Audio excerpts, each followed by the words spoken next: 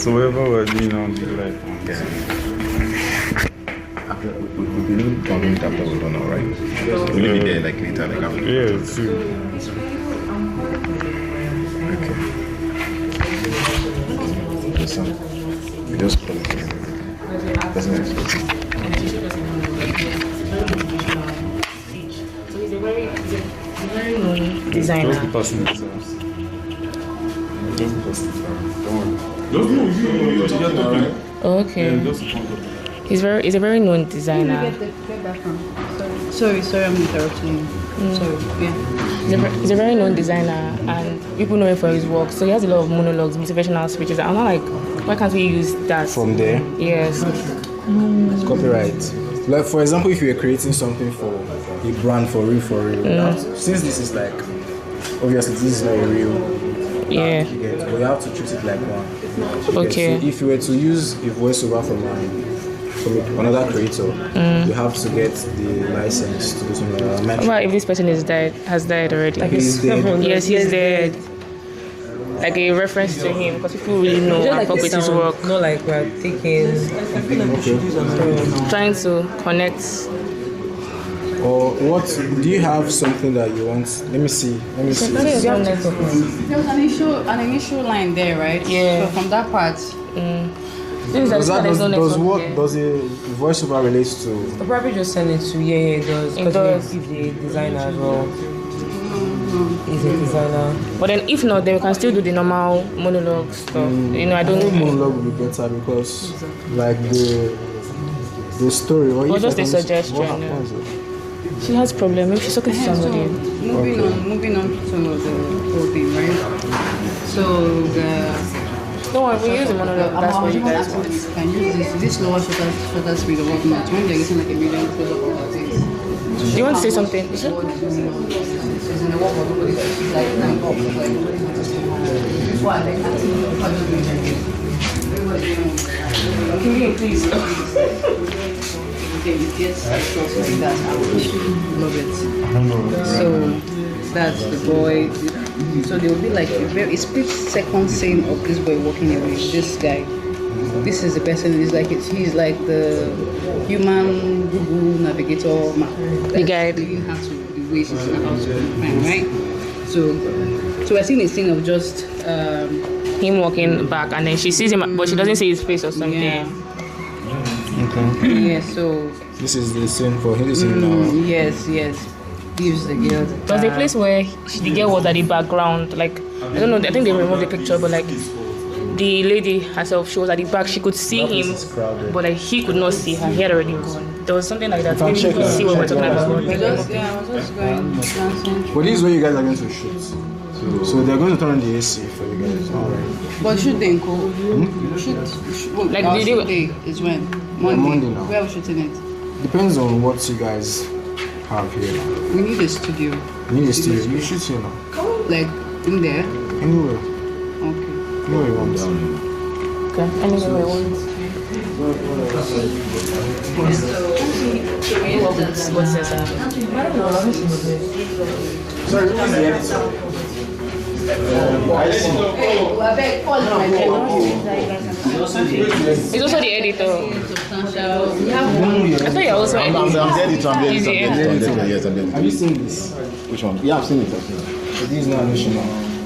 This is not exactly This what is we're not doing. It's just exactly what we're that doing. it's We're just using it as a reference. Yeah, reference. Because Thank the you. idea is similar to what. Okay. She zooms into the world of the studio while where she does like it's like a split second. It's a vision. Yeah, Yeah, vision. just Thank like you. this. A vision, and she's taking off the cap. The vision is off. Then looking around now, everybody's now staring at her like.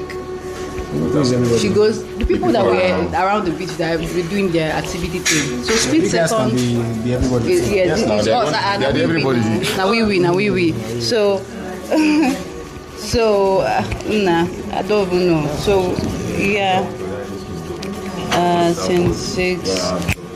My love, oh, sorry. Oh, shit. Did I just say that? Damn. Nothing. Okay, so this is her standing up, running. This is the pictures, the images we come up with. So now, So the running scene, I have a question. Yeah. Question. So that was the thing we were talking about this morning, right? Before now, I was thinking pursuing, but now it's gonna move our story to what is chasing her, what is after her. So it's more like it's more like a thank you. Like they are See something, so she yeah. wants to So find this it. is searching, Yeah. no longer running as fast. I'm scared something is chasing me. Do you get?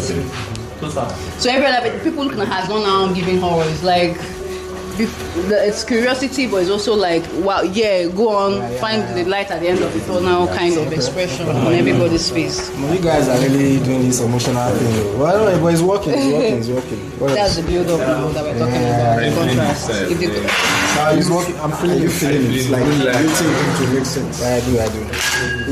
Depends on that. and then I try another game. Now, The one is it at the picture. At the beach. It starts at the beach. What you hear is one. But I know that reaction. You guys can go now. okay. So, the door, so we want a visual representation of how opening doors. You can use it by outside. I found a magic. There are three Carry your chair. doors. Wanted to create a set. Carry this chair. No chair, baby. It's supposed to be consistent now, on the line. Yeah, I don't know. Want to You want try and a create hallway that like consistent- this? Yes, I don't know how that. Should we You create guys a have to set? improvise. We wanted to bring a carpenter that will come and build that school. Does that three door opening. We can. The door thing. So because it's like open one that that excitement of wanting to. We can use this normal doors now. No, he said he's going to use green screen. I'm what's that man's name? King Nolan. I like to use physical. Then Christopher Nolan. anything physical Nolan. Can we just have a physical? Then if you are doing green screen, maybe is the I don't know the part she now and I don't know. This part is the tricky part. Yeah, it's because you very guys tricky want- part. You guys want a physical set. We Me, want I'm a all physical down set. for whatever you guys are down for, but my advice is to improvise. Use what you have to get what you want. Yeah. So you guys need doors to like. She's opening doors and searching doors. Have you? Yeah. See doors. The doors are everywhere. You can do it in such a way that. Yeah, you can do. Yeah, you can do it in such a way that at least the audience is going Sorry, to. please can you call the OP? Let him hear you. You can do it in such a way that the audience is going to know. Yo, Enter here or the enter there. yeah, you can just let's enter This there is now. 3 doors now. Let's go there. You get. Yeah. You can use a wide angle. So it can be. These are This. Oh, okay. This. Then this is the main door. Let him hear what you guys said.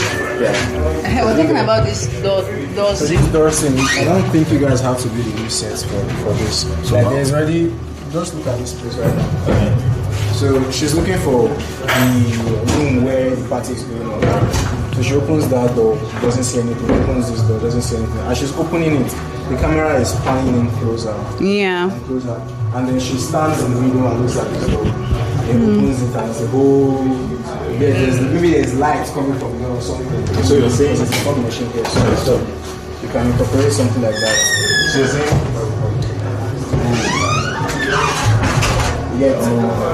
So she rocks like Runs this. like this, opens the door. Like this. Then like this. Yes, looks like Like that. that. Kind Come of on, let's like, see what's inside too. This motion because you're working with sand. Like there's no like So the plan I had here is because of.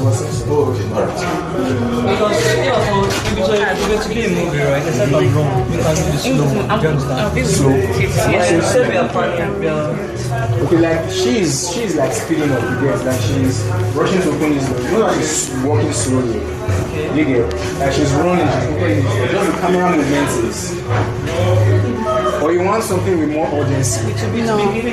So another thing that just came to my head was what if we make can this door enter into the coming out? Outside. I just thought of open doors. I just The open doors are like. thought of open doors. There's this transition I saw of someone showed us that day. Did you watch Stranger Things? Sorry. I watched Stranger Things. Okay, yeah. You understand? There's this transition I saw where the door is just open.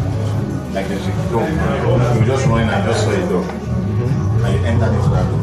You found another door. You entered into that door.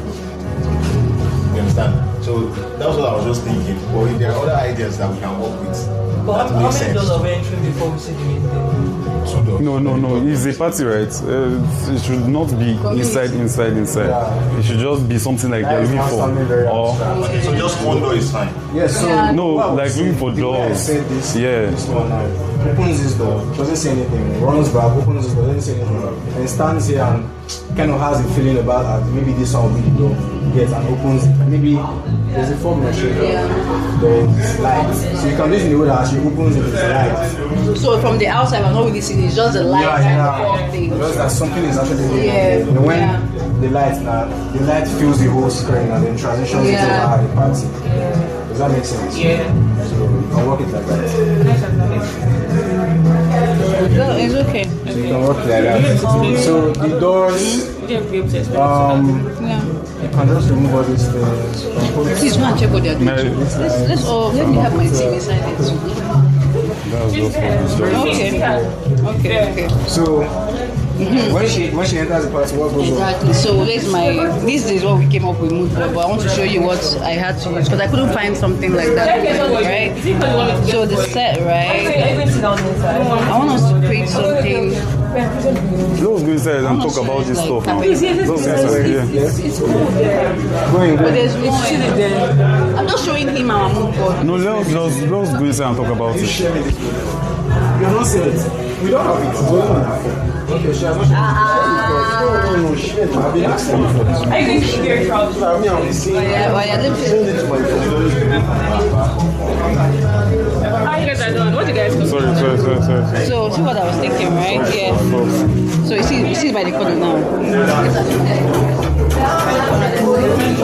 Why like in the shoots or with the models that they went wanted to use models that have like visual like either albino, they just use all those small it's going on maybe 2 or 3 people doing like this something. By this side it's girls it's not like a community.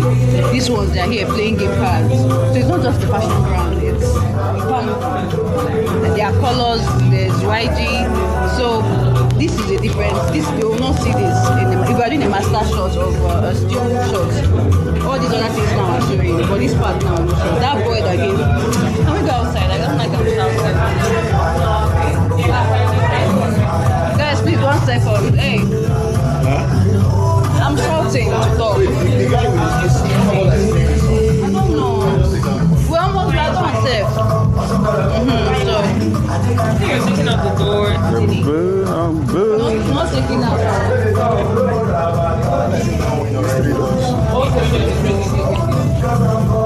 So guys, the makeup. Zex. You can do like a handheld.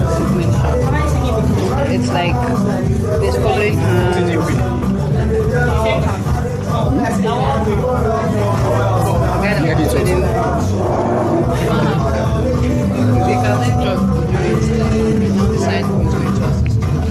walkway. So let's assume that this is the walkway for the set, right? We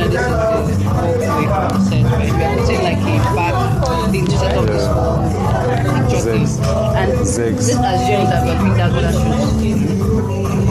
That's how they do it now. They use that motion to show the building, the one that was not shown in the master shot. So that motion thing, the camera can come from the girl's POV now. So these people are not turning to the camera as the girl. It's like hello, with a smile, a warm smile, like a welcome smile, fanning to where the boy that's the back up is.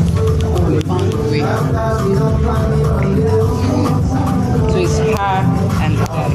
Then going back to that picture we saw at we have to put it back in. So it's like the audience is so this picture no longer here as really as well. They are different artworks, like a complete yes. People like something like this, like a missing pose.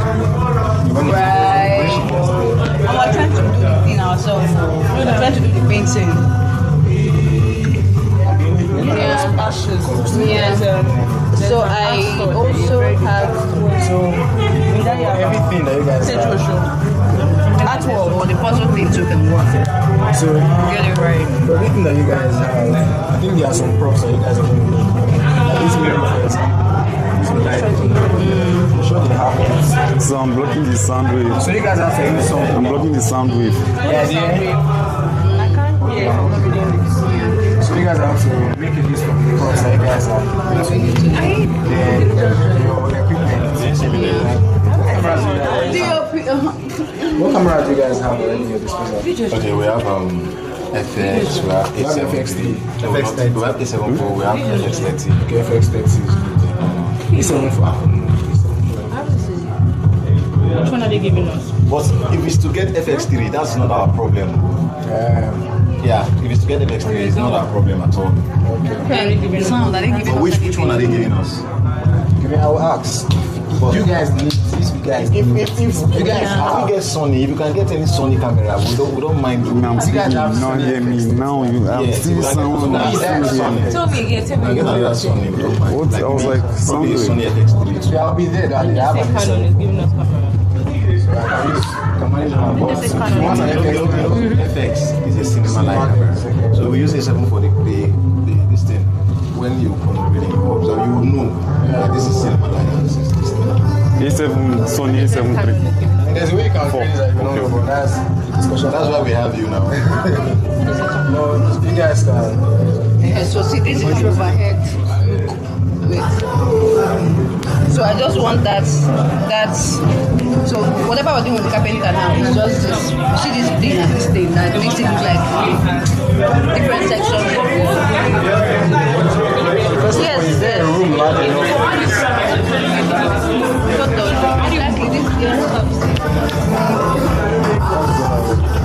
They don't need party. So is there, let me see that. Your name is Venom though. The party don't they go on. And we're using this doors, right?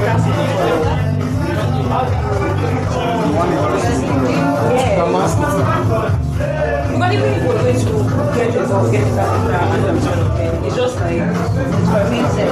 Yeah, the main set, just like it's just like it's long, but like you know how like this shape of it, and it can be it's just regular video and the camera will do whatever you want to do. Nothing like too very what you're talking about.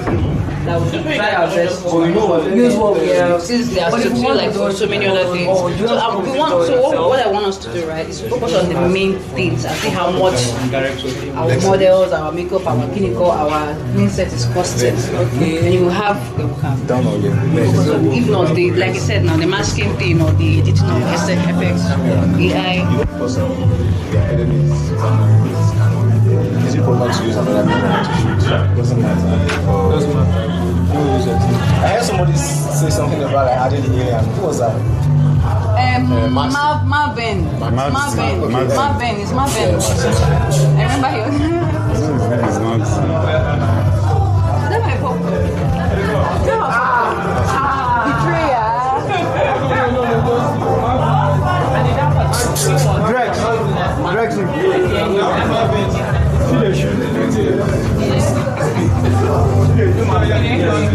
This camera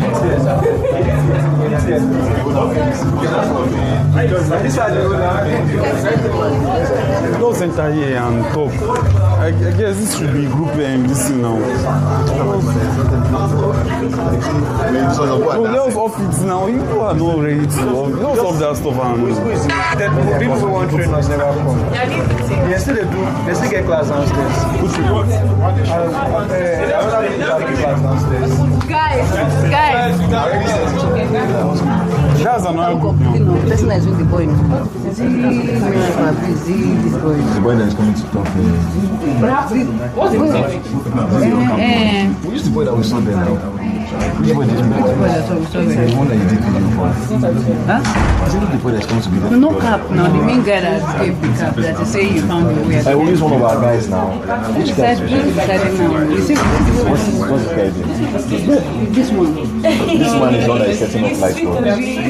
This is Jackson. Yeah, shoot. Yeah. No, wait, I said light. Because you cannot set lights in the beach. Oh, okay. So you can do something else. BTS too. You have the Creative director. See face now. This guy can act as a face. This guy don't like me. I don't know. I swear. Now what? You can do the other part. You can do that. The guy. And that is the Emmy part. So you're not really doing it. Our male lead. Our male lead. You get. Even if you leave, Yes. Is it the guy that gives you the Yeah. No, it's not the one giving at the camp, but it's one that sends. The man, you know, our hide your way man. no, that's what I'm talking about. there is no kissing scene. There is. They even love making. You don't want to. You don't want. Yeah, they're strapping after. Do you want or not? What I wrote, give me some of cap. That's same. That's really. Can we record that? Can I have visual? Yeah, we can. Both of them, him and him. We will give for those two girls. I want to do something like that. Maybe a kid turns into a cap and so that way it's cap. The story is very So see, like I told you yesterday, right? I love your idea. But if you're telling the story, I explained to you now, you have to build momentum in your man. If they go from garden, Can we see this is the difficulty we have. Can we talk about this thing around ourselves? I don't understand why we are. I'm trying to say oh, something. it is not original. You guys, these lenses, these cameras, they don't have base ISO. Let's talk about this thing. People are not disorganized, man. See you guys close to your class. Like you see, We're separating ourselves and it's not making sense.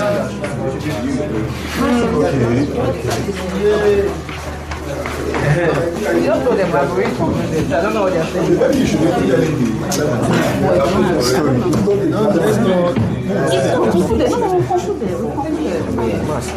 So which one did you hear than the real thing? I'm sure you want to see the person that was like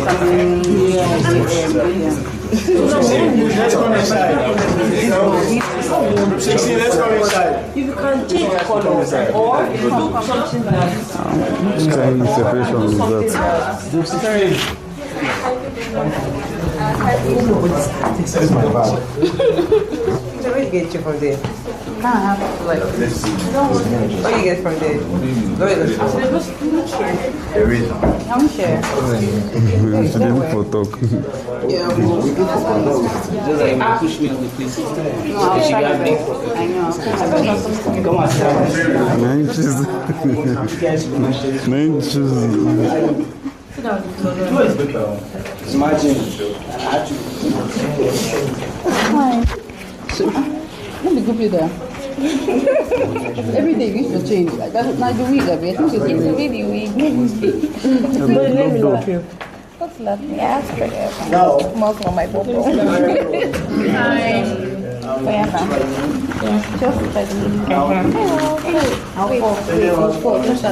like me. Two rows and include the election before we go back to this. Let's go and so on and on.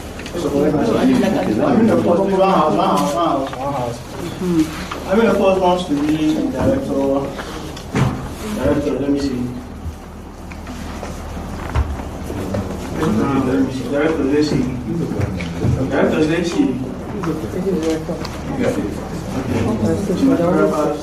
I know, we're all learning this.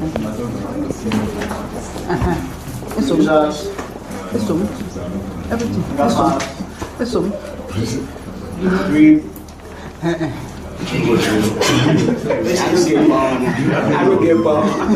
So now you see, most of us don't, you might know these rules, but then we don't really know what they do. Don't comment. Which is very bad because filmmaking is like a whole process and every department of filmmaking works together hand in hand. So it's not like whatever idea that the director has, that is yours. Yeah, So whatever idea that the director has, without the proper team or proper department, it's never going to work. It takes a village to actually make a film and Yeah. you watch them like, oh wow, it's amazing. That will be introducing different roles in filmmaking. Started for the director and the production assistant. So so people know the director. Who's the director? Me? Who is the director? Frances Mwabunike. Give me the vision of the director. The vision of the director is literally to organize from the story, right? Director is the person with the vision. Everybody has a vision, but the director is the one bringing the vision to life. What? Please one house. Someone is talking right here. One house, please. Sorry, what's your name again? Frances. Yeah, continue. Director is the one that does all the calling on set, the dog shoots. A director is the one that has the direct access to his or her actors.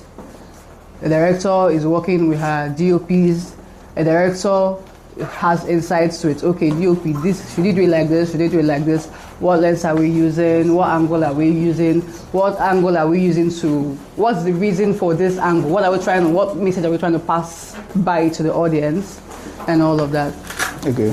I mean, you're not totally wrong, but then I would like to correct something. In as much as the director has access to the talent, he or she is not like the only one that has access. I mean, sometimes he can tell the first AD to tell that actor to do so things, but you're not wrong. So the director leads the creative vision, direct the actors and talent, and decide how the story is told. So that supreme power, that supremacy is all in the hands of the director. Yeah. The director wants his film to make you feel like you are sad. He or she has that power to do that. So that is really the work of a director. Tell the cinematographer how he or she wants the shot to be like. Then the cinematographer does that. Then you have the producer. You know who the producer is? That one, see. Yes, sir. Producers. Who wants to be a producer? What is going on now? It's generalizing, it's not simple. So, who is a producer? A producer is someone that brings the director's vision into life. Okay, let's not waste time, yeah? Let's not waste time.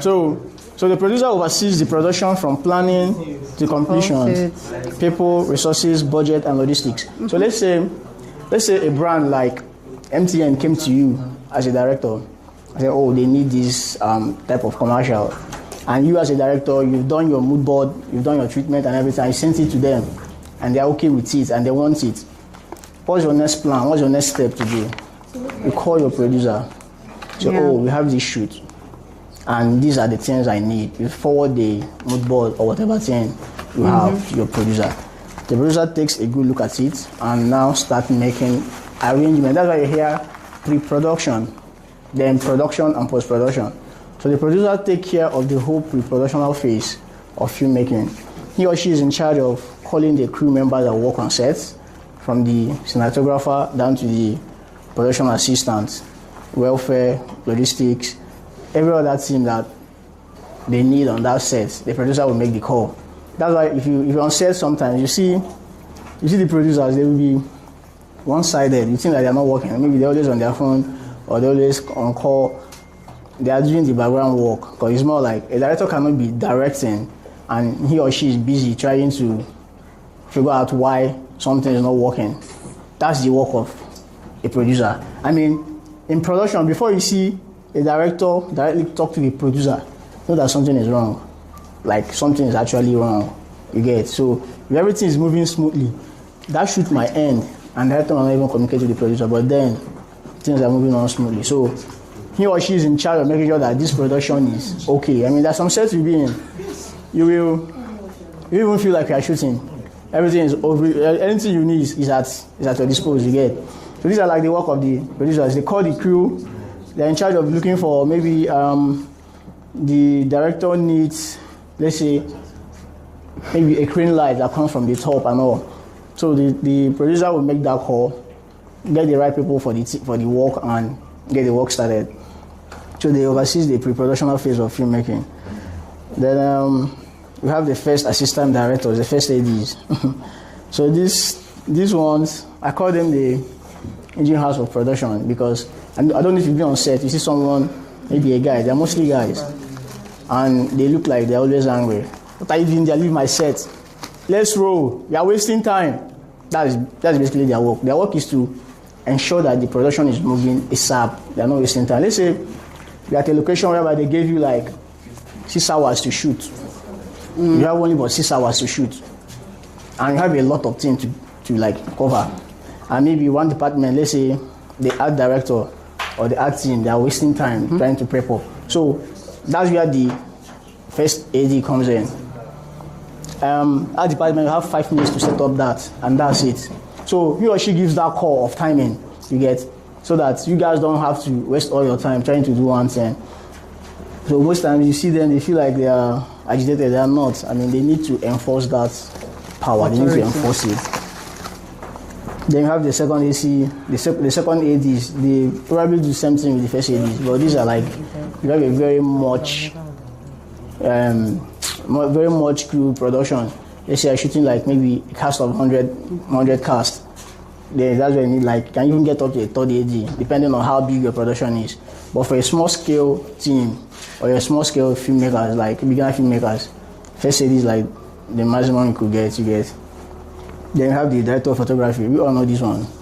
So the director of photography creates the visual language of the film, oversees camera, lighting, lenses, composition, and exposure. They are in charge of bringing the director's vision to life, you get.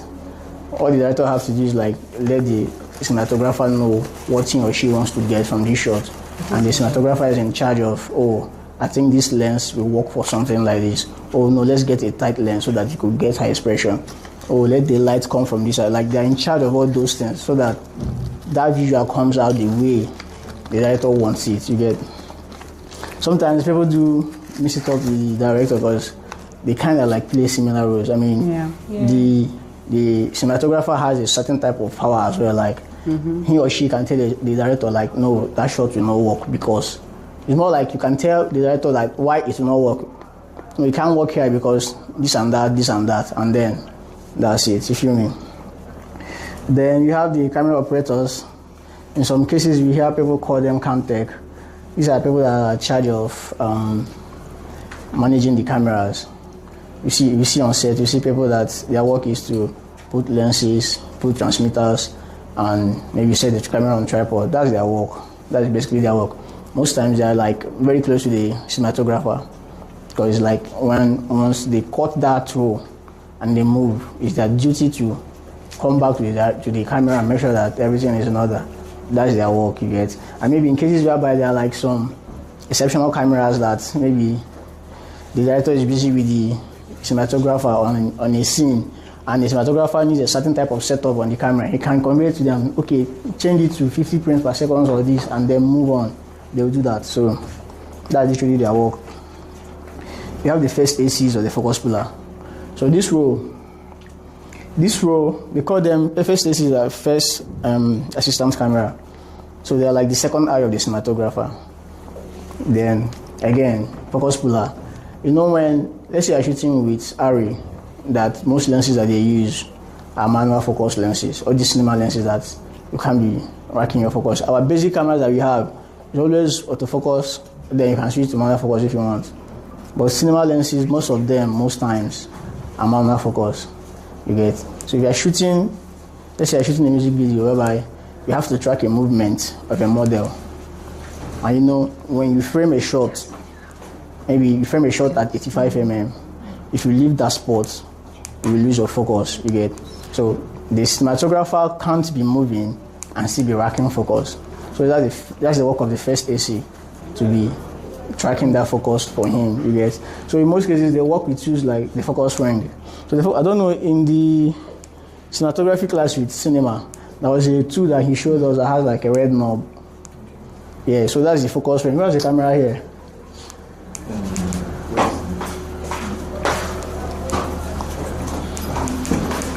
Sorry, 1 minute.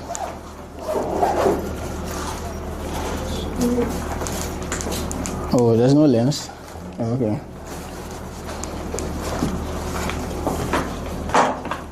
Thank you. Chicken.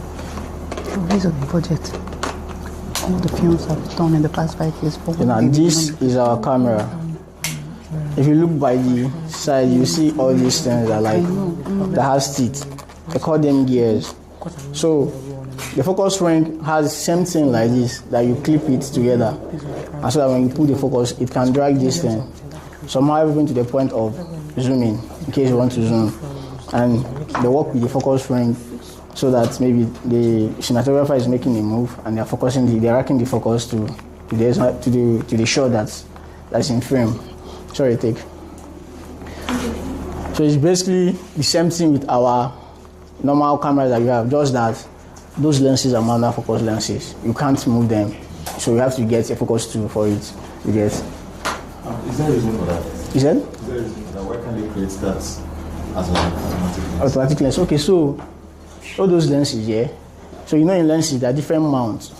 You see a Canon lens, you see an EF mount, you see a Sony lens, you see maybe S mount or something.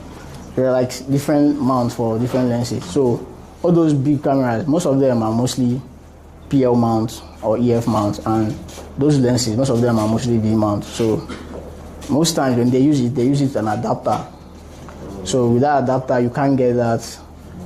Yeah, so it must be manual, and you have to. So that's the reason why.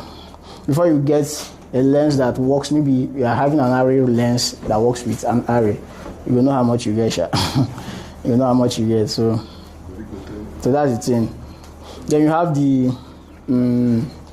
Sorry, I forgot to mention. So the focus puller sometimes too calls the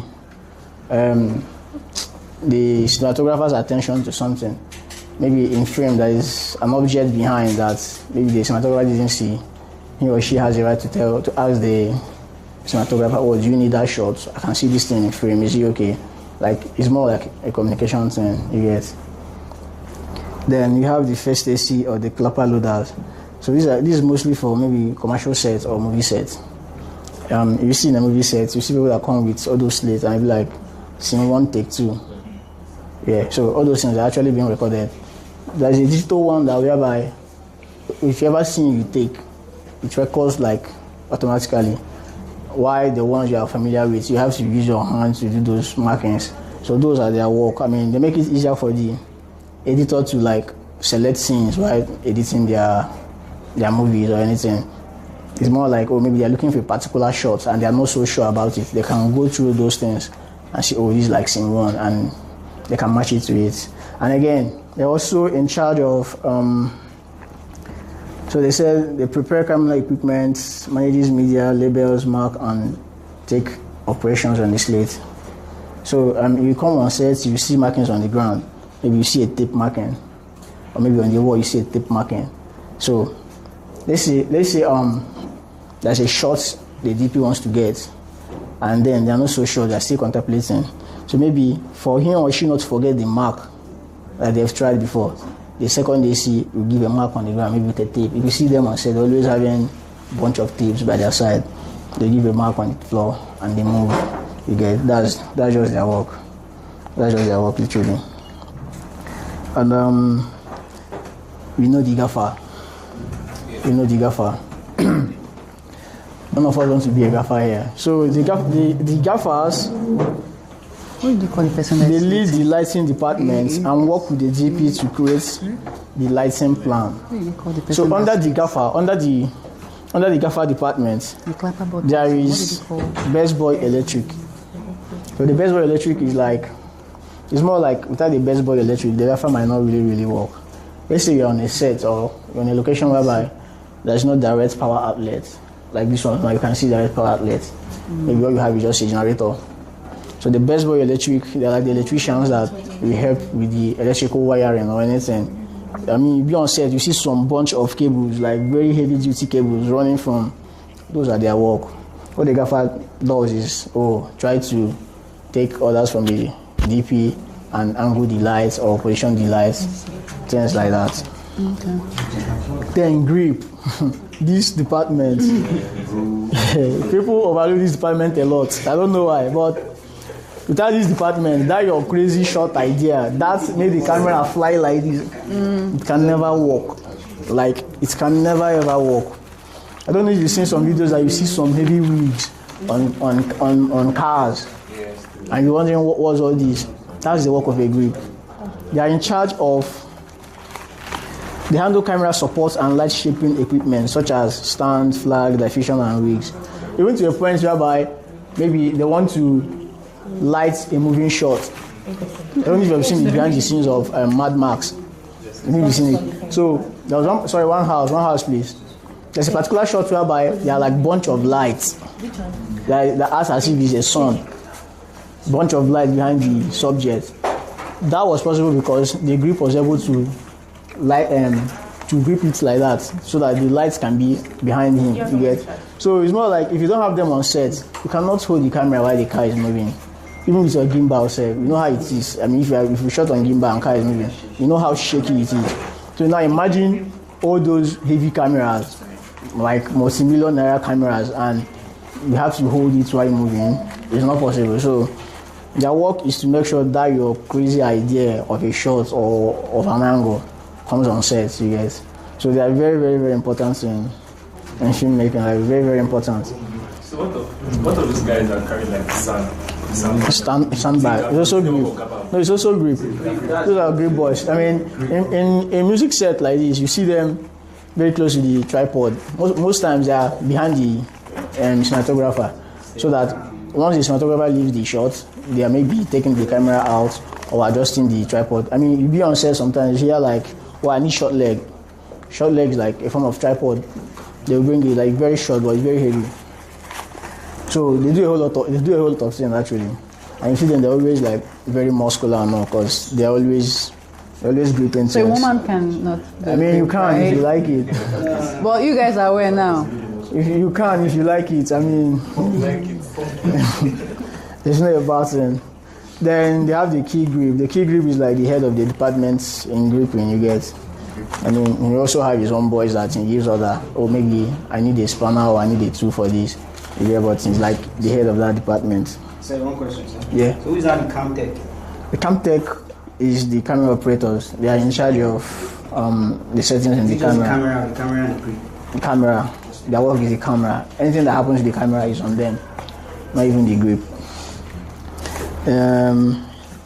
Now you have production designers and art directors. These are like almost similar, but then the difference is that the production designer creates the overall visual world of the film, sets, location, and physical environment. I don't know if you see that set downstairs. So that's the work of the production designer. They are mostly in charge of construction. Even this space that we are in now, this is a large cyclorama.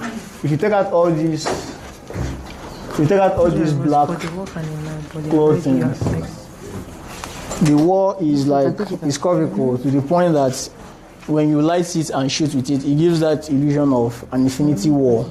I don't know if you see some shot that you're wondering where is the wall. So this is being done by the production designer to give you that illusion of, oh, we are in an endless wall. I don't know. Yeah. I think I have a reference of. We already have one. Huh? Yes. Oh, baby. So that's their work, you get. They're in charge of the construction aspect of production and all of those things.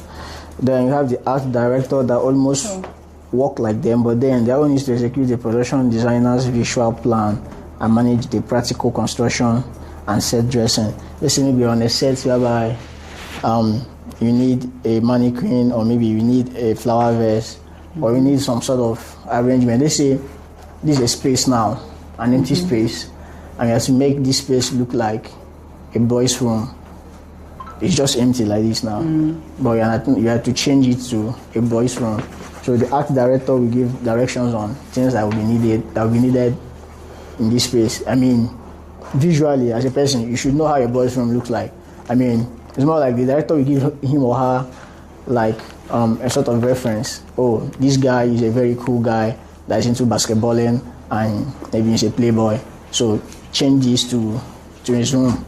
So with that little story, or with that little reference that you have, you should be able to get sense that will make this space actually look like that description. You get? So that's their work.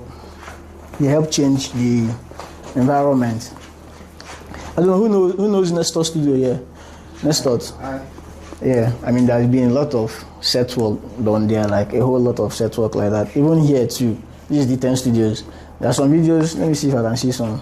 that you see here and you don't even know that it's this space you are in right now. Like they change it to a whole different thing. That's literally the work That's what we're going to do. of an art director. Then under it you have the set decorators. So they select and arranges furniture, decors, objects, and every other thing that we needed on the set. They work together with the prop master. So the prop master is more like someone that sources or provides things that you need on set. Just like the example I gave. The art director has gotten that instruction of, oh, change this room to a boys' room that's into basketball and all. So now the prop master will go out and source out for things that they will be needing for this type of location. But then again, since we are in a small scale production, most times one person can do all of these things. I mean, if you have the strength to do it, you can do it. That's why it's very, very important that's why it's very, very important that we all understand what every role does and also have a knowledge of every role and every department in filmmaking. Then you have the costume designer and stylist, the hair makeup and the hair stylist as well. So this is literally about looks.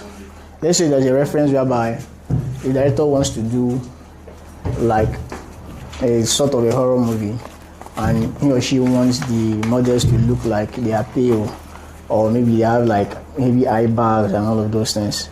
That's their work, you know. They can be very creative with their designs and all of those things. I mean, if there's any question, let me know. Any question?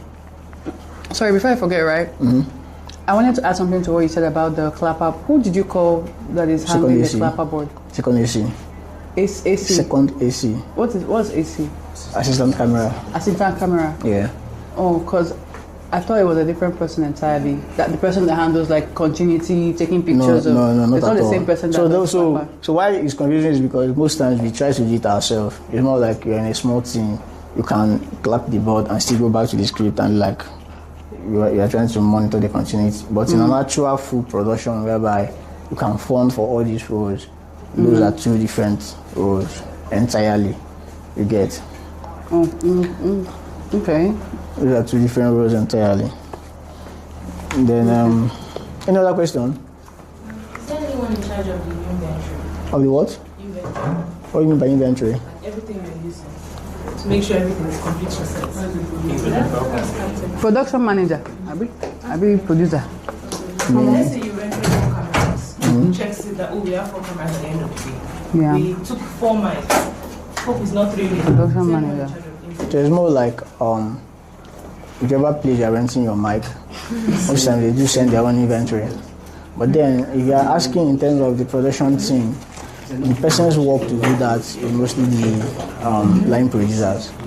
They be the ones who be in check of, oh, are we forgetting anything behind? So the line, I didn't even mention it, the line producers are like the subsidiaries of the producers, you get. They work together with the producer.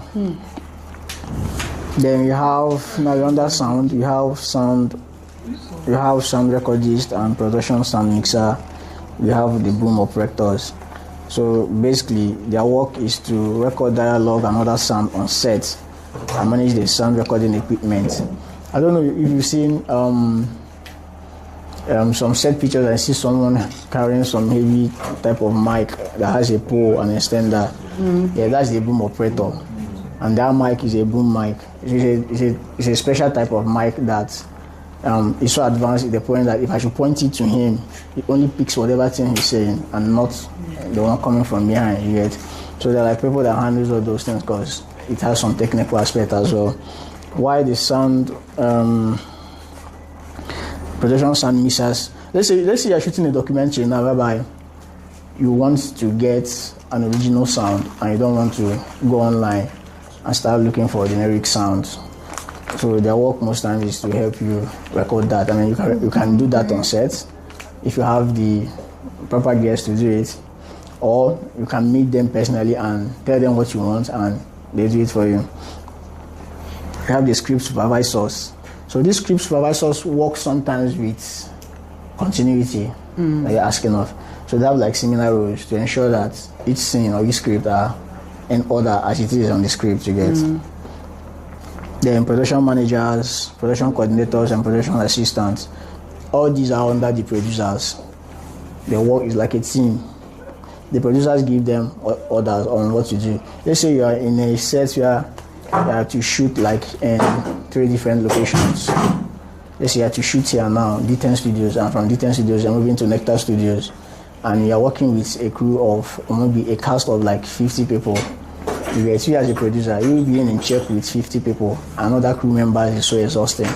So the producer now pinpoints people that can manage and coordinate all those aspects of production.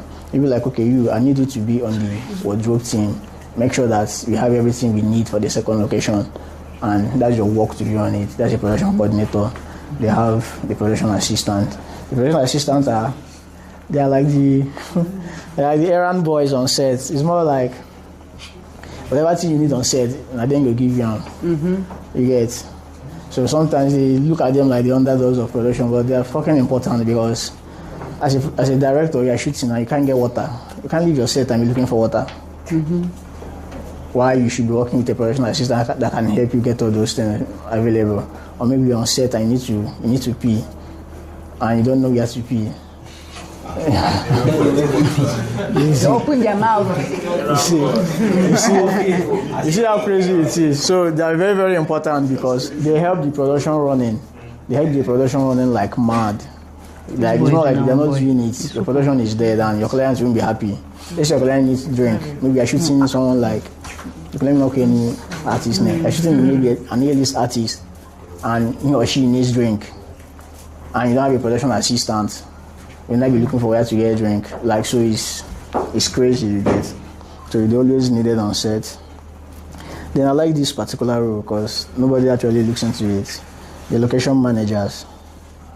These people, they collect bastard money, but we don't know, because we think that what's that. Let's say you have an epic movie to shoot, and you've searched all the whole of Lagos. You don't see a location that fits with your idea. I mean, you can't take an epic movie to like a place like Lagos Island. It doesn't work, you get. And it's not like, if your location is not matching your story, you're doing bullshit. So that's the work of a location manager, to help you source out that perfect location that you need for your film. And let's say you've searched and you didn't see any location at all, and the location manager sees one and tell you, oh, this location, you need to pay 5 million for it. You will pay, whether you like it or not. My team members do this. You will pay the money whether you like it or not. So at the end of the day, if they can't find a location for you, you're not shooting whatever thing you want to shoot. You're wasting your time. So it's a very important role, and it has not been really tapped into, because people always overlook it. Then here it reads that the location manager finds and secures and manages filming locations and coordinates location logistics. So they're in charge of your security at the location as well. You get, let's say maybe you're taking an artist to a place like Oshodi, and you don't have a location manager that knows some boys that can put things in order. It's not sense for you as a director, you get. So these are like the important rules that is very much needed in film. We have the casting director. You all know what the casting director is? Casting director, anyone? Okay, that works. Okay, so it's more like they find an audition performance and talents for what the director needs. So, I mean, that one is very much rampant here in Lagos, because in music videos there are so many casting agencies. What the director needs to do is like let them know that, oh, I need social models, or maybe I need skinny models, I need chubby models, and they will not send references to the director, and he or she picks. So their work is to make sure that the director gets the type of talent or model that they need for the shoot. And actors and talents, we know that one now. Then this one, very, very crucial, the DIT. Who knows what the DIT is? DIT. Any idea? Who knows what the DIT is? Okay, so the DIT is so the full meaning is digital imaging technician. I can sum it up with a data wrangler because it's more like they almost do the same type of job. The only difference is that the DIT manages the camera digital workflow, image monitoring, data and on-set media management, while the data wrangler copies and verifies camera cards. Let's say maybe Meta AI calls you for a shoot, and you're giving like $200K for a shoot, and you've done your shoot. After everything, your cards that you use for your shoot gets corrupted, or you've lost your files, and this is a $200K job. So literally, you've lost $200K. Then we arrest you. Then we arrest you. You go sleep for jail, no worry. So what the DIT or the data wrangler helps to do is to make sure that all your files are in order.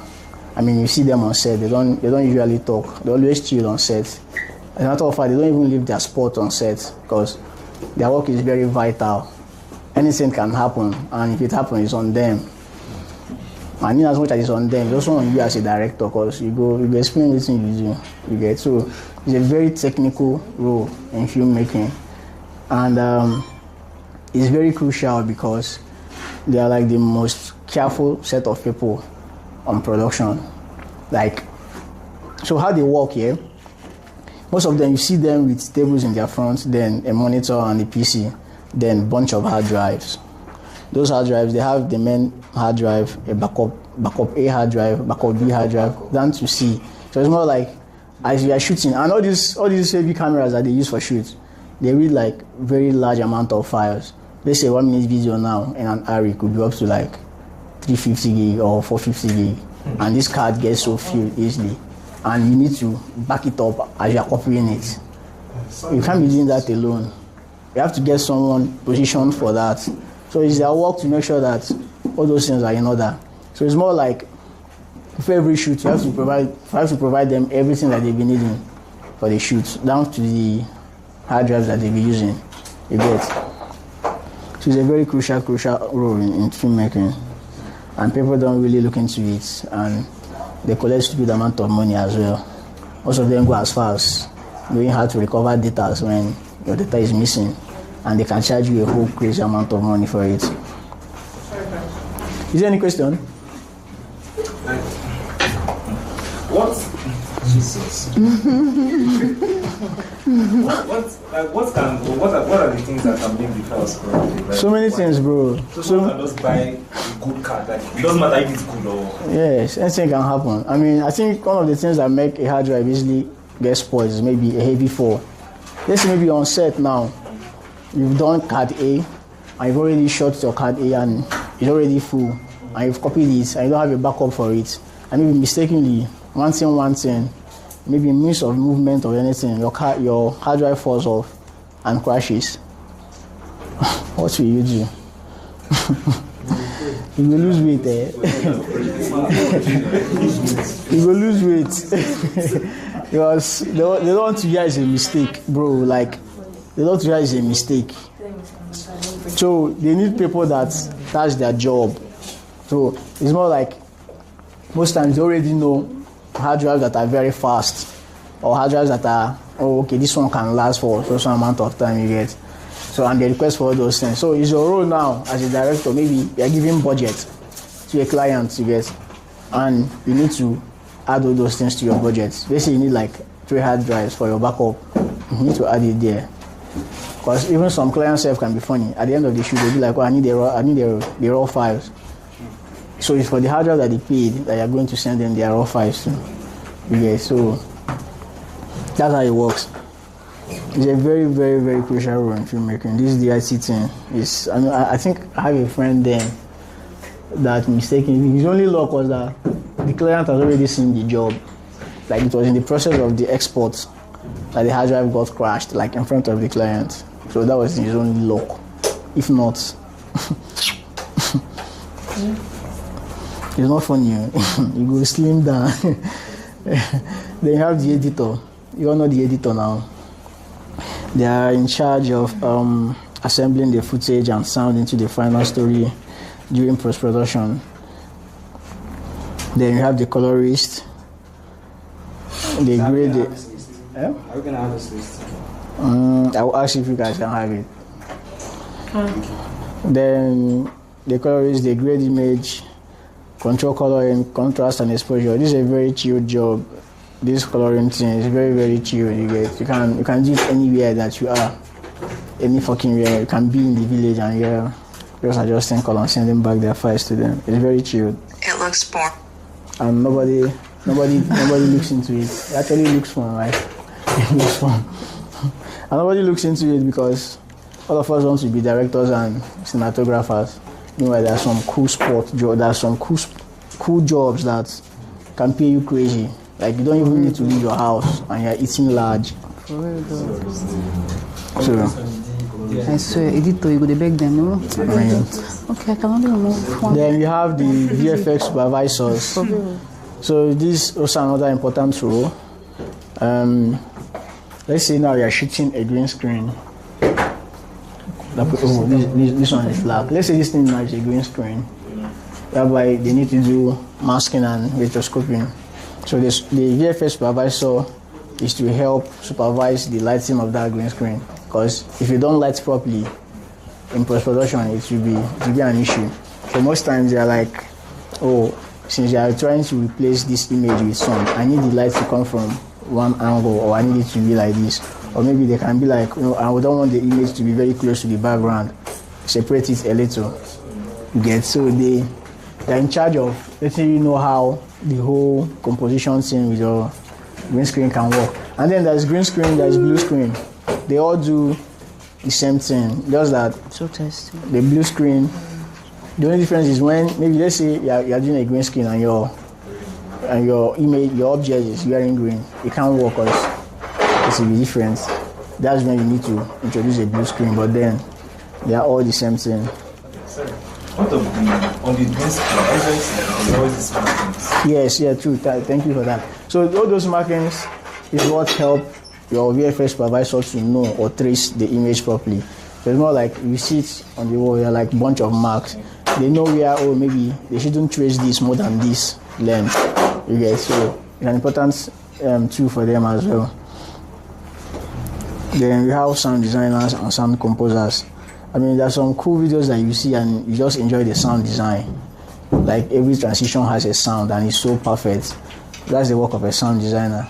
It's also another fun job that you can do on your own. Some go as far as not even trying to get those sound online and just create it themselves. They have like special microphones that they use in getting sounds as little as a pin 4 to get. So these are like the roles they have in filmmaking. I don't know if there's any question or any confusion anywhere. You can ask your questions before we move over to the next one. Any question?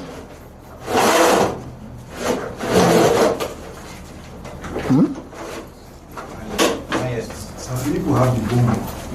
No, there's no boom mic here. No boom mic here. Wait, so why don't they use clapper? Because that clapper this is the one, yeah? I know they don't use it in music videos. No, they don't. So why they don't use the music video is that you don't really need, I mean, you need to pay attention to your scene, but then it's more like you already know as a director which shot should fall in according to your mood board. You get, it's something that you can always go back to your treatment and you know that this falls in here. But in cases whereby you are recording dialogue or people talking, you need it because the files might be scattered and you need to sync sound and you can't find the sound. You just have to go back to your clapper board and know where the sound falls in. Any other question? So they're not providing us with any form of sound equipment? No. At all? I mean, they can give you the lousy mic that if you want to record audio or dialogue, like this type of mic you're holding now. They can provide you with that one, but the boom mic, they're not giving you the boom mic. Okay. What group is this? 16. What are you guys shooting? Why commercial? Why commercial. Do you need sound? Oh, they are Olazi mic. You can use this mic. I feel you Olazi mic. So the boom, let's say for instance now I'm using the boom mic. How do they sync it? Where does it sync it? So it has a whole setup. Most of them has like a bag that has where you do the whole mixing thing. So the pole is just an extension for the mic so that it doesn't get into shots. How do they sync it? Like, how do they sync it? What's the like when the editor is editing now? Because like at the end of everything, like, to just submit the sound to the editor, now start sorting the sound. No. So that's why the second AC is also important, because it's more like before the second AC claps that board, the boom operator is always active. So it's more like at one scene too. It really goes on that sound. Always plays to know which scene you're working on. So the audio mixer used for the boom, because the boom is always connected to an audio mixer, a portable audio mixer. That audio mixer, it's arranged the files too. So it's just like you can actually customize it for one serial or in one. Put them in one folder. Whoever you're copying the sound to, it will be very easy for the person to copy the folder or copy the sound output. Any other question? No question. So music video, right? Since nobody does clapperboard, is that like a form of? Is that okay? You said a something assistant. Can you do the continuity? First AC. No, in movie we call it continuity. So I don't. Okay, in movie. Yeah. So it's not continuity. Yeah, it's not continuity. even in movies, they have down to third AC. Yeah. You get. Yeah. So these are like different roles. Most times their work is to make sure that your focus is on point. You're always shadow marking the cinematographer, you get. That's their work most times. Sorry. Can I sit here? Can you sit? Can you sit? Sure, go and sit. Any other question? I mean, if there's no question, I'll be moving so that my colleague will take you on lighting and all.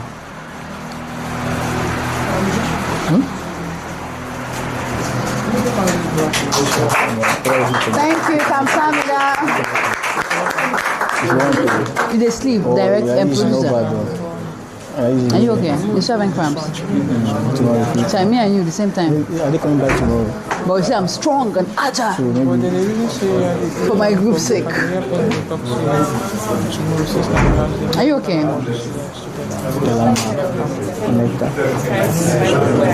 Those are the ones we feed each other. So now that we have all had discussion, we are coming back to these are obviously line producer. I should come back for Let's do the Zoom and confirm on the Zoom call instead of stressing again. Yes, let's do the Zoom. My baby, hey, she's part of costume designer, because she's our lead costume and makeup. Yes, well, this is we one person cannot do everything. But the even like really have like pictures of what she really wanted. I don't know, it's the pictures I'm working with. Okay, is it the pictures that you're going to work with? Right? What pictures? So Aisha was going to give you like maybe 3 hours of what she wants to see. So your job is to make sure that that's it. Abi, is that not her job? Next thought. Everybody's bringing in there. I want her creative part. Next thought guy. Just still showing. It's like an input. It's like jiggered. Because if like that, I would have told you guys it's my way we will do it. This is what the director will do, the creator is jiggered. So I want the situation whereby when we do our breakdown today. Okay, guys. With prescription. Hello, everyone. Can you hear me? Yeah, well done. Good evening, everyone. So my name is Yagi, and this stuff, if you come on me. Do you want to join me? I want to like use the set. Yeah, one use. Yeah, for now you can take it to be using it. So yeah, good evening, everyone.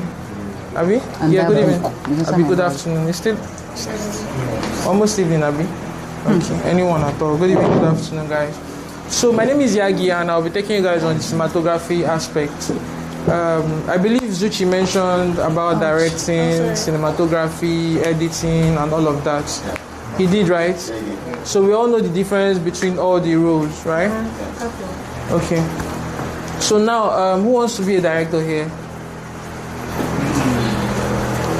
Director. All of us. Everybody wants to be a director.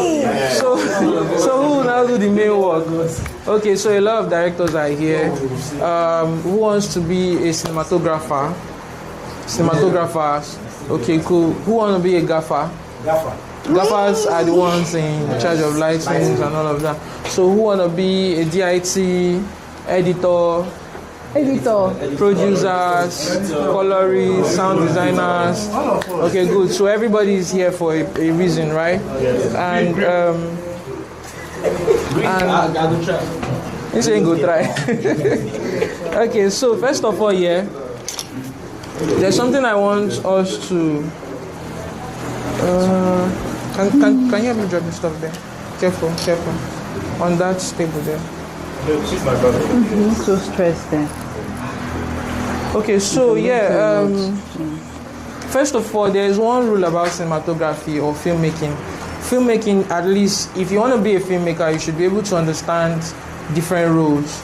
Like when I asked who want to be a director, a lot of people raised their hand. Who wants to be a cinematographer? I still saw some people who said they want to be a director who raised their hands still, and that doesn't stop you from doing anything you want to do. If you want to be a director, you can still be a cinematographer, and I would actually advise that, because as a filmmaker, or as a young filmmaker, it's advisable you learn multiple roles, because definitely tomorrow you might be able to start up your production company, and for you to be able to give commands to other people in different departments, you should be able to know what it feels like in that role. Just like a director now, if you're not an actor, at least you should be able to put yourself on the camera, so you should also be in front of the camera to see what it feels like being an actor or an actress, so that when you're directing them, you actually know what it feels like you know what is possible and what's not possible. You cannot come and tell somebody on set now to start crying just like that. You should be able to communicate with them and be like, okay, can you think of something that made you cry, or okay, right now I'm putting you in this scenario. You were raped, or you are heartbroken, your boyfriend left you, you're something like that. You put that person in that scenario first before you can be able to see the best from that person. Do you understand? So you should be able to put yourself in different roles for you to communicate with different departments. So as a cinematographer or as a director, editor, I'll really advise you learn everything if possible. So today now we'll be starting with we'll start with this tripod. Yeah, this is a heavy duty tripod. I think there's another tripod here. Sorry, what did you call it? A heavy duty tripod. Heavy duty tripod. Yes. Okay. And this is Jilanzi tripod. I believe many of us are familiar with this particular tripod.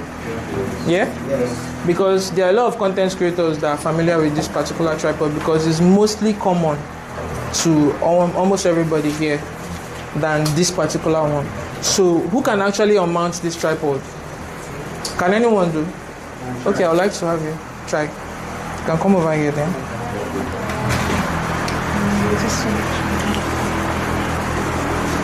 Careful. Is that your first move? Okay. Try it.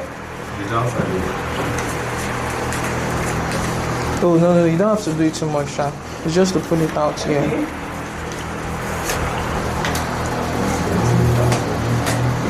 So you lock them. Once you lose it, you lock it. Active.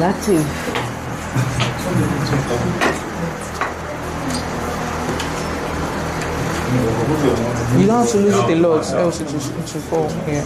So you lock it back.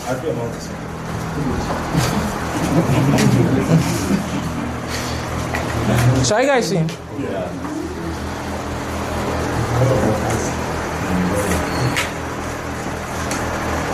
Okay.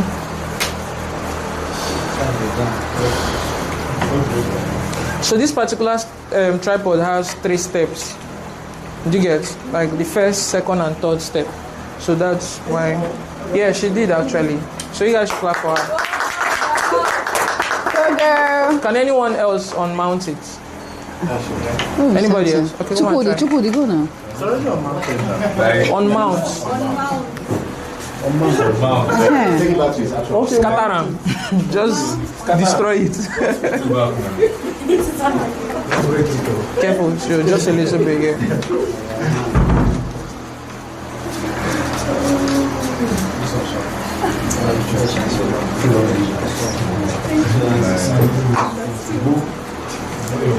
You look like a rabbit, a cute rabbit. Like your visual has like bunny. I know, right? It's okay. So is it? How many feet is this? I don't know actually. I'll check on the manual. Huh? I'll check on the manual though, but I don't know. The smaller one, I'll get there. Oh, Tim. So can this carry the camera? I'll get there. It can actually.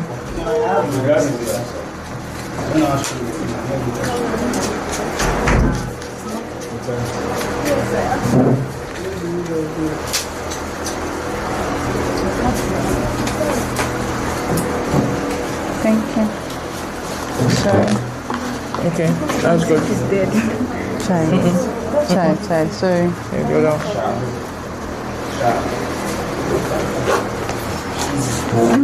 Good. You guys should clap for me now. So I believe everybody can do this. Or would you guys still want to try?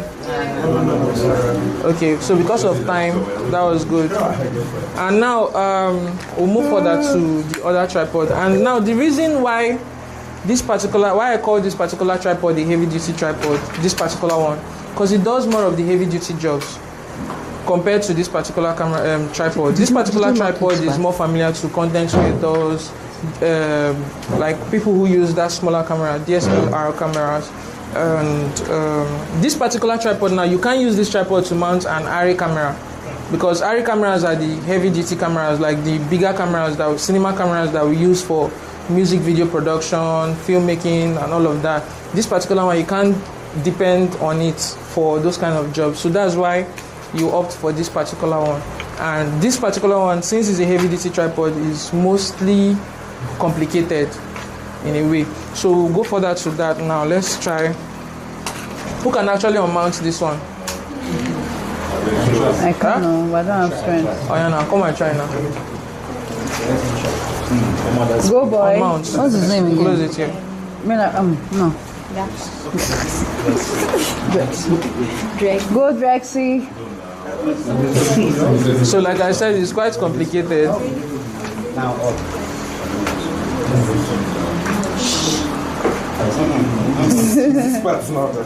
See, this is still clipped. No, unmount, like close. Yeah. You have to put the leg. Close the tripod. Yeah, that's it. So you guys should clap for him. Okay, unmount. Now, that was good actually. So now we want to mount this tripod. If you're given this tripod, I know some of us don't even know where to start from because there are a lot of knots everywhere. So the first thing you should do is to like spread the legs, which is this. Let's not mark people. Spread the legs. Make sure this particular part is lapping on the ground.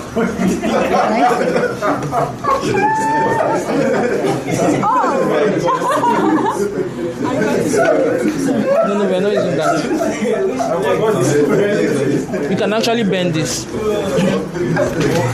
Just straight. So are we together? Yes. So now you first straighten the legs of the tripod, yeah? And then you unlock. This particular tripod has two axes, yeah? Two steps, which is this and this. So we would unlock these 3 steps.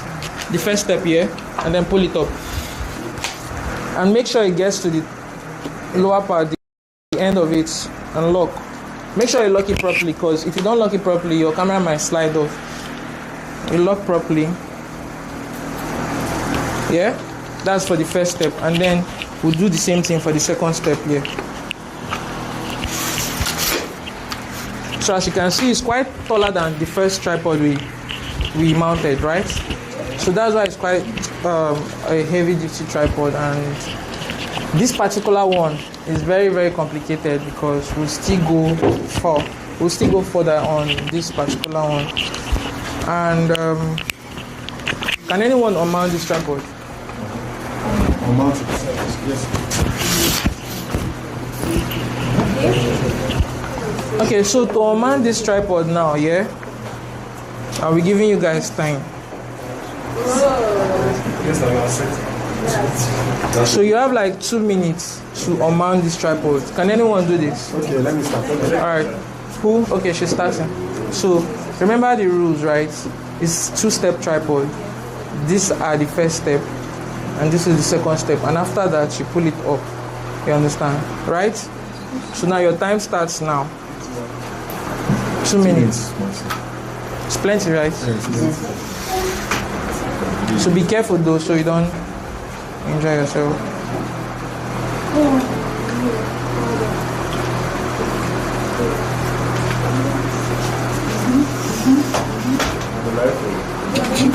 A sharpshooter.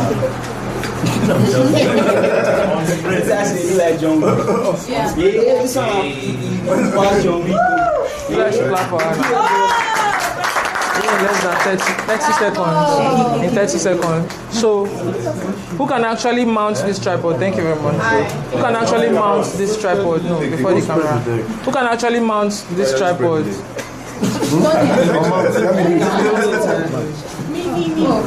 Alright. So now you're giving 2 minutes. 3, 2. Are you ready? Are you ready? Okay, I'm ready. Your time starts now. He said he's going to the gym. Thank you so much.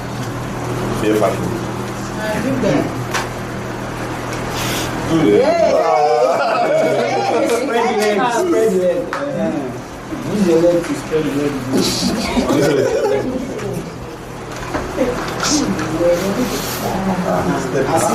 Do something. Careful.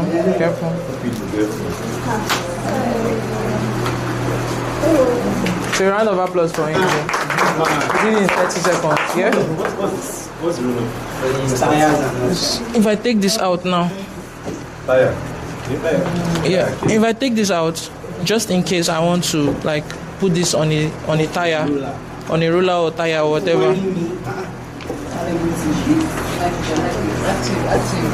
So, yeah, I believe we all can do this. Everyone can do this, right? Yes. Okay, good. So now let's go further now on mounting a camera on this tripod. Yeah, let me have that camera.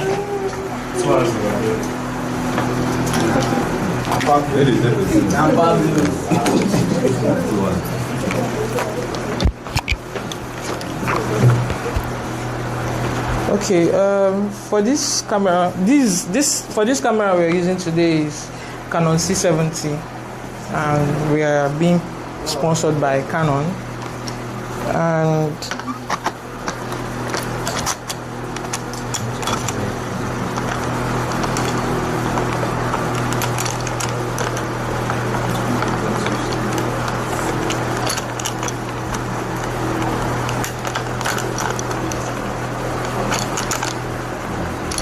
okay, so this is a base plate, tripod base plate. Yeah, it's still the same thing for this other camera, this other tripod. I think is detached.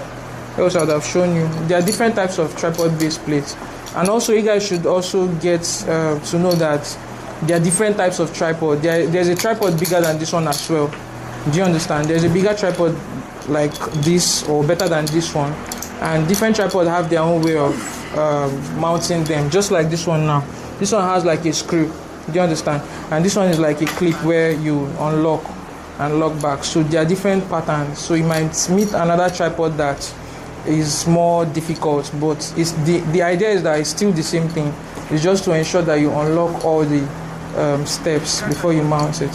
And now, let's drop this there, please. Careful. So for this base plate now, it's quite different from this particular one. Yeah. Can you guys hear me? I can see some people pressing their phones. Hello. Are we together? I know you're tired, right? Sorry.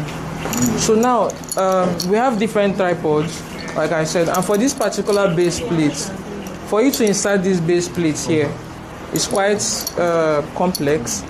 And for us to insert this base plate on this tripod now, we have to there's a sharp edge here on the two sides. Here, it has to go under here. If you can, okay,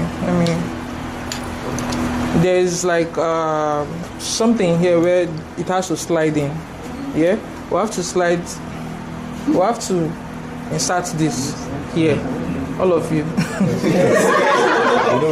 So we have to insert this stuff under here and then press down before it can actually lock.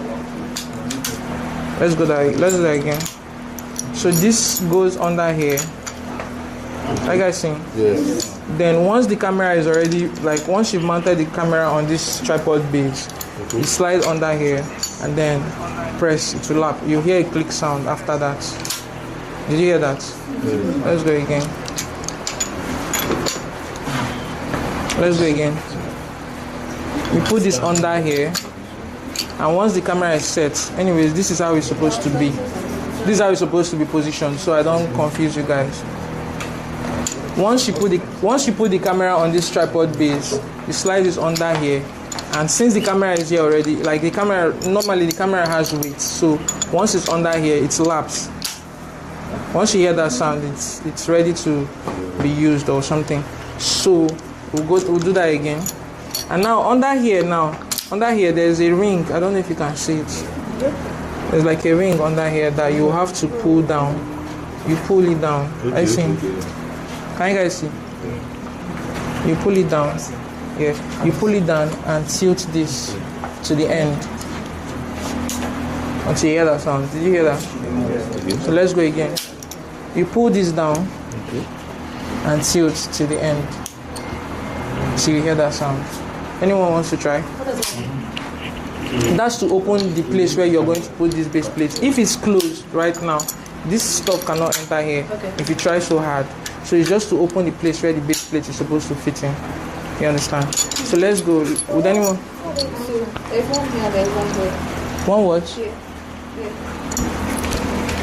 This particular is if you want to extend this. If I want to extend this to go further. Do you see that? It's still for balancing, but right now it's already fit, so we don't need that. So, anyone wants to try? Yeah. I'm gonna try. It's quite hard, but you can try. Let me have this. So you hold it with your two hands. So you hear the click. It's really hard. You pull down and tilt to the end. So I need to be gymming then? Not really. So she did. You guys should clap for her now. So any other person? Okay, sorry. Tilt down and move to the end. Try. I'm seeing hard.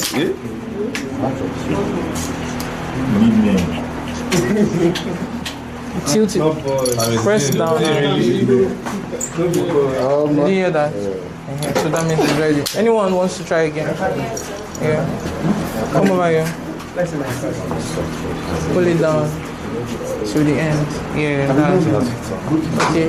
You wanna try? Yeah, it's not done what. Come over here so it will be easy. You pull it down, the ring, pull it down and then drag to the end. Don't injure yourself. Hold on. Like I said, you pull it down. See this stuff here? Are you seeing it? You pull it down and then drag it to the end. Okay, let's Good, that is it. So anybody else?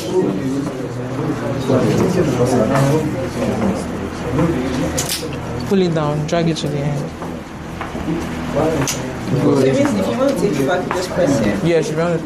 So that's careful so you don't injure yourself. So that's when you press this, when you're not meant to press it actually, but when you fix your camera, once the camera fits in here, it locks on your own. So just let's say the camera is this base plate. Once you put the camera here and press it down, it locks on its own. So you don't need to like. You see that the camera is now strong. Yeah. So let's try again. Download and sync the audio with this. I've done mine. Okay, you've done yours. Anybody wants to try again? Try.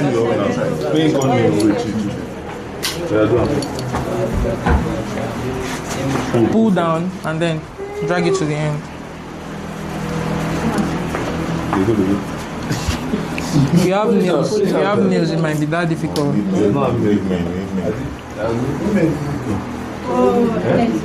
Pull it to the end.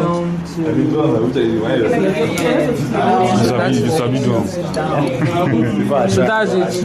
Alright, who's next? Who's next? Don't leave it to. Just sit down and don't pull it down and don't put it. Hey, mama,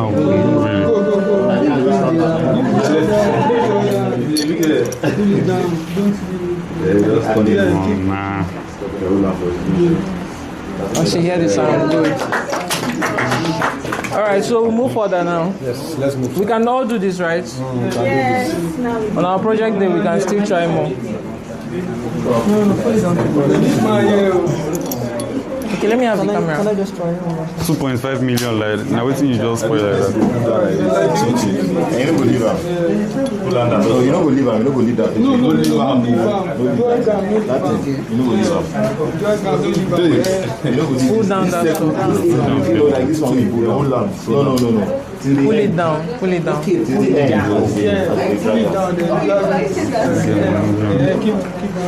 Good, that's it. Alright, let's have the camera now. So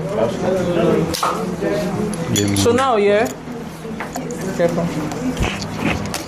Can we all see this camera? Maybe we should just drop back a little bit so that everyone can see. So this is the base plate. There are 2 screws under here. Can we see? There are 2 screws under here. One is big, the other one is smaller. So for some cameras like Arri and the other bigger cameras that we use for filmmaking and music videos, this might be compatible for those cameras, but for this particular camera we're using, it's this smaller port. And every other camera has this port under here. Every camera has it. So if you check under that camera, hello, can I see under your camera? Under. So it has one here. It also have one here. It has around it too. Do you understand?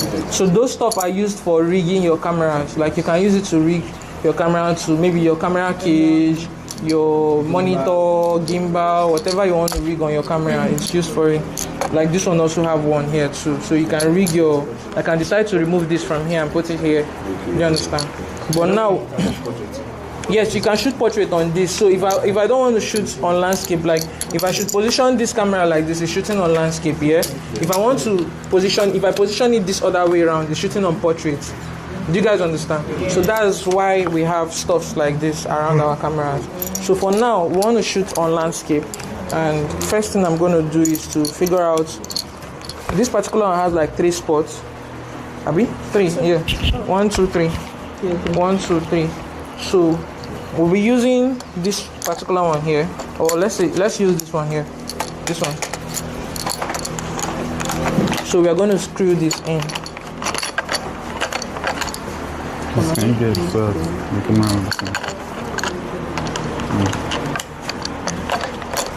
So we'll screw this in.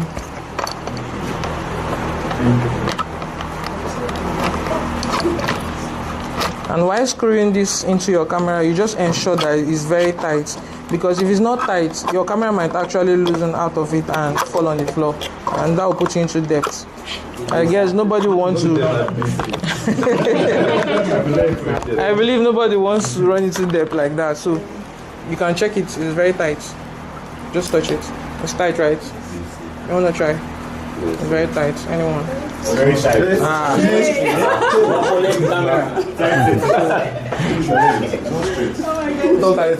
not straight.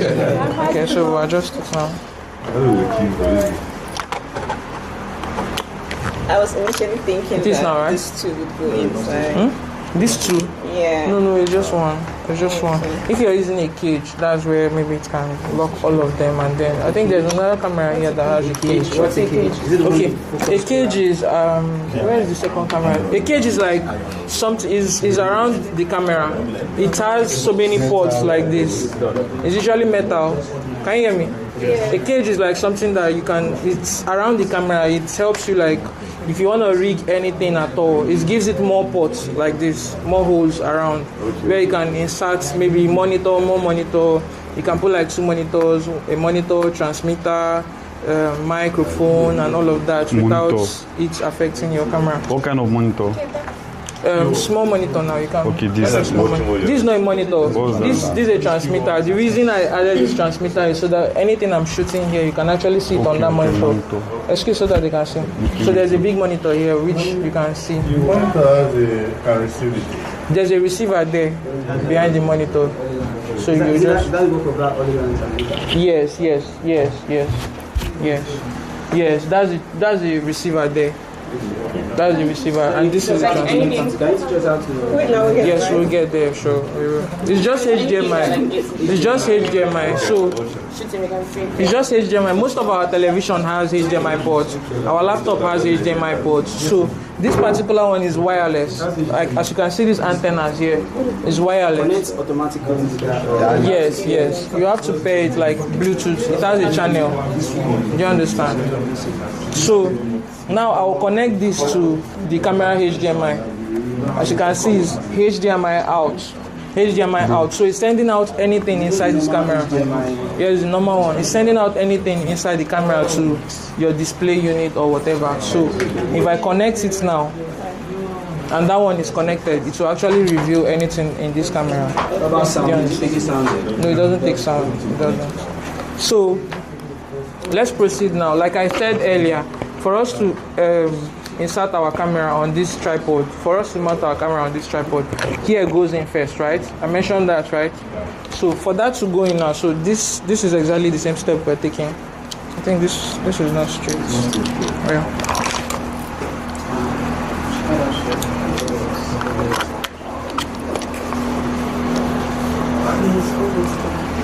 Is it straight now? Yes. So this place goes in first. Can you see this place? Like I said, it goes under here. So yeah. So it goes under here. And when I mentioned something about the click sound you will hear. So let's listen.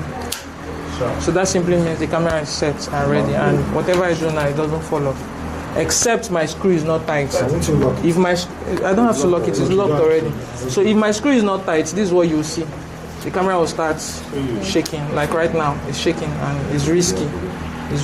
So I wouldn't want us to make that kind of mistake. So that simply means you have to like tighten this stuff. You can see now it's moving around. So you have to make sure it's very tight and nothing shakes it. So we'll do that again. Okay, so I will lose it and see if you guys can actually do the same thing. That's why it's hands on now, so that you touch it too and do it. You try it out. So it's heavy. There are other cameras too that are heavier than this, but I think this is just the minimal. The camera.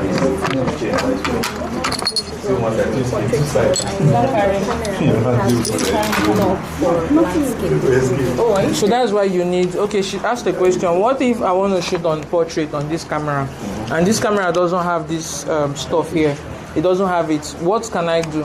That's where you need a cage, a camera cage. Like I said, that camera cage now will allow you shoot either portrait, landscape, rig anything you want to rig on the camera. So you understand that now. Okay, so I'll take out this. I would like you guys to okay. So now I'll group us. How many are we here? 20, right? 20. So I'll group us 5 each, so that it will save us time. I'll group us into 5, so that you guys should just select yourself 5, so that we'll try this out and see how it works. Okay? So the first group now, you guys are 5 here. Carefully. Careful. So we can actually space out so that we'll see everybody, yeah? How about the... Okay, so, yeah. Okay, we're screening by ourselves, right? Yes, you got everything. So, I didn't mention this, this is like an Allen key. It has every other screws that you can actually use. It's usually useful for production because it might be you want to tighten this tripod, you want to tighten your camera or anything, so it has other screws that you can use. An Allen key. Oh, you can use screwdriver now? Yeah, you can use screwdriver, you can use coin, you can use anything you want. But whatever you're using, it has to be tight. Yes, you can use coin. Anything you want on your own camera. Like this So can we like space out a little bit, guys, so that everybody can see? The first 5 groups should be here, please. The first 5 groups should be here. Why here?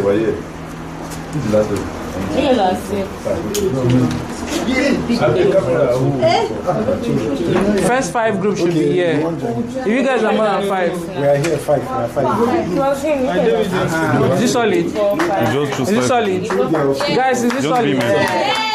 Okay, thank you. Next group, guys.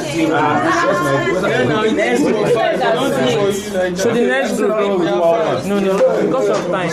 The next group, you guys should arrange yourself. Come over here.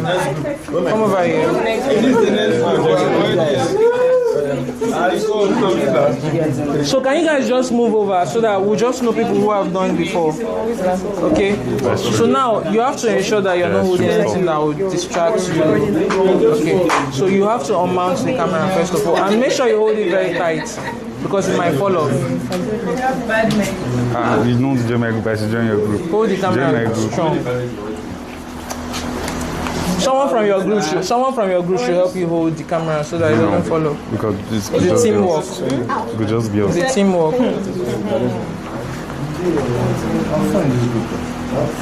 Here we go. Carefully. Good. So unscrew the. Are you part of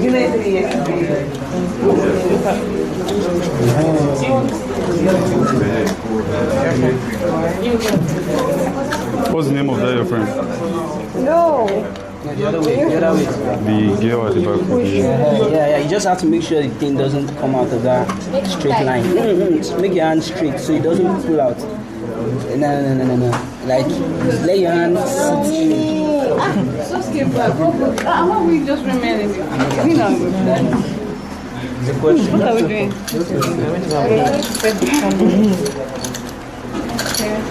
Who was telling you the Fine boy, you're such a handsome boy. So, that's a beautiful girl.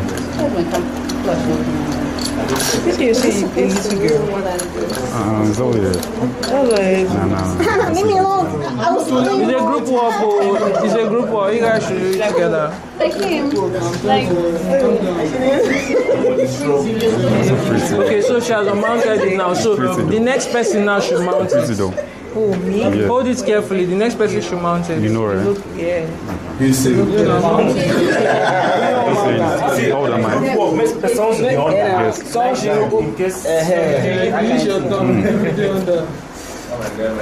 old are you? That's my question. I'm older than that. No. Younger than me. No, probably. Proof of where you guys first met.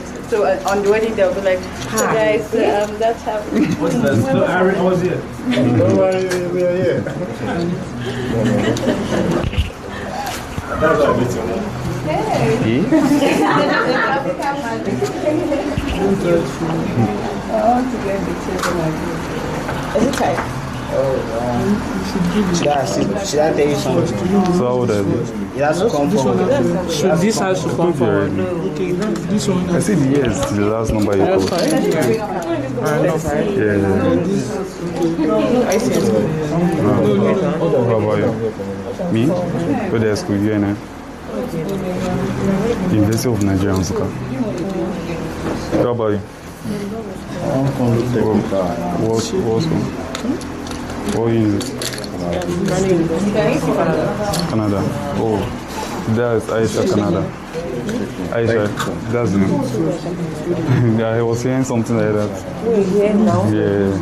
That's crazy. I see. What was the name? Aisha. Your name is Aisha.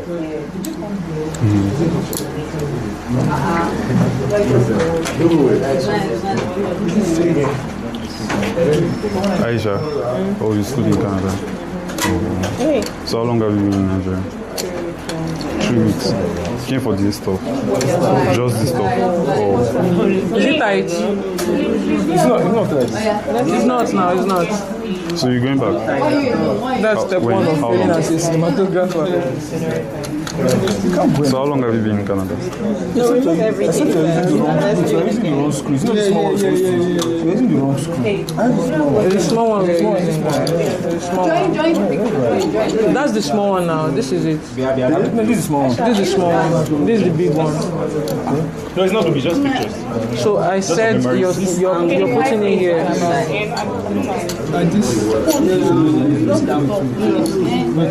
Lose it and put here. I don't know why. Go and tell it. Sorry. It's mine now. Be happy now. Yeah, let's go. Love it. Memories. Was that good? Let me see. 16, very nice pictures. I feel like you have to go. What's the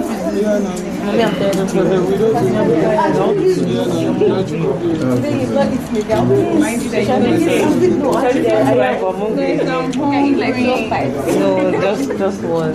Actually, so I want popcorn and one. There's no way to buy anything around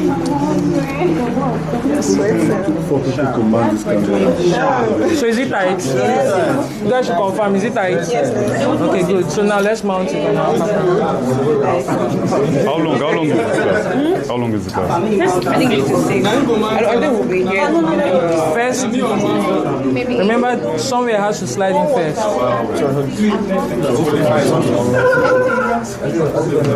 saw it first day.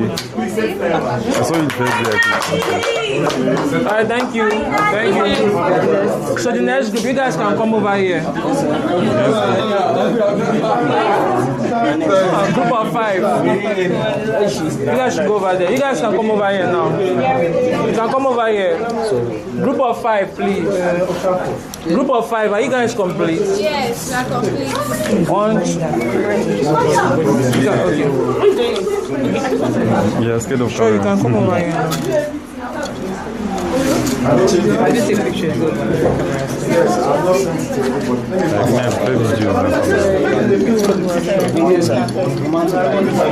What? Or snap me on away, like telling me to be aware of what I'm doing. Base place, your tripod base place. Let me not be aware of I'm taking pictures. I'm not going to be. Not really. It can be, yeah, it can be shoe. Like the actual. But it's usually base place. Shoe is the other one for chicken. The one that is here, the one that is. Yes, people not ask me, but this is just the number. The last name now. I'm meant to have 3 names.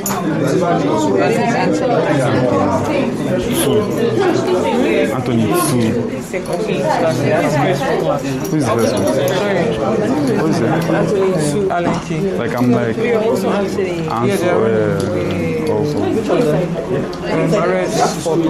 You find it not.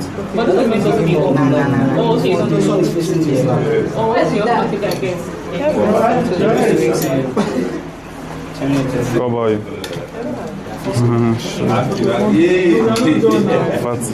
Fatty, what was that? 305. 305 is the music. Oh, the music. Oh. You know what other? No, I didn't say anything. You know that? Yeah, 23 years. Okay. Do you know about 305? I feel, yeah, 2005.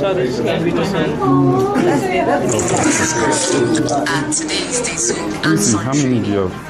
1, 2, 3. About camera, lighting, and so many other things. Consider. to strengthen my cinematography skills.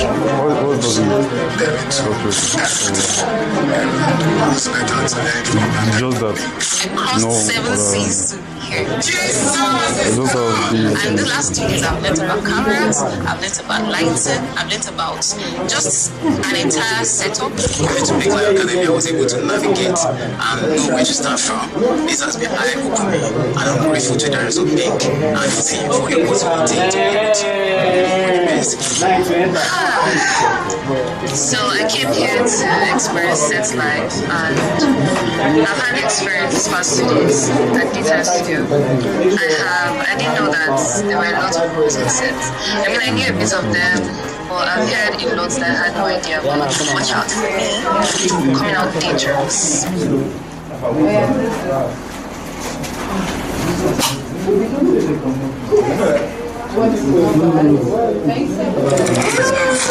And today is day 2 and it's on train at Guitar Studio. I'm learning about camera,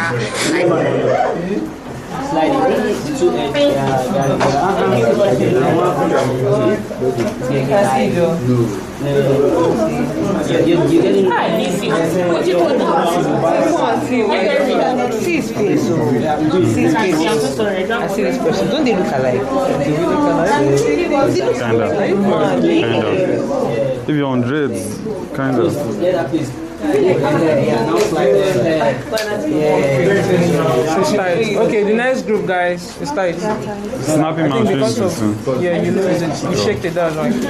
So the next group, the last group, guys. Thank you. The last group of 5. Last group. Group of 5. Yo. Okay, so I want you to unmount it and put it in the tripod base. Hello, one house, guys. It's not food now, biscuits. One house. Are we here to learn? Yes. Are we here to learn? Yes. Please, let's just coordinate ourselves, please. Wait, hold on a second. Are you in my group? Wait, group of 5. She's in my group. You're in my group. Okay, let me just remember. I see identify me.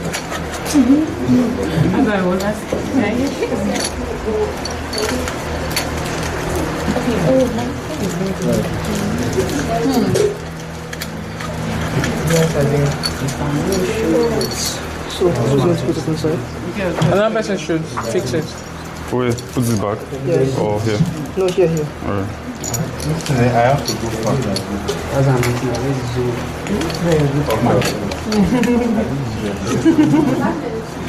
I want to try it.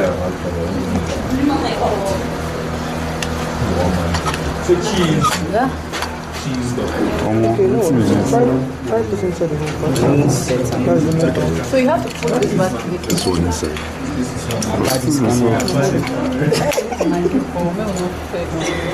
I'm fresh. So let's be good just now. It's kind of.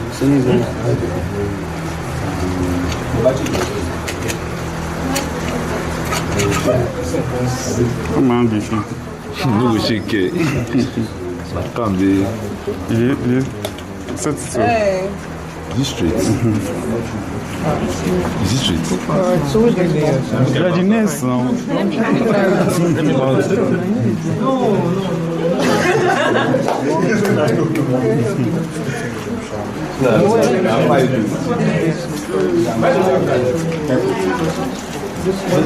So hold the camera strong. Come now, come and see what they are doing.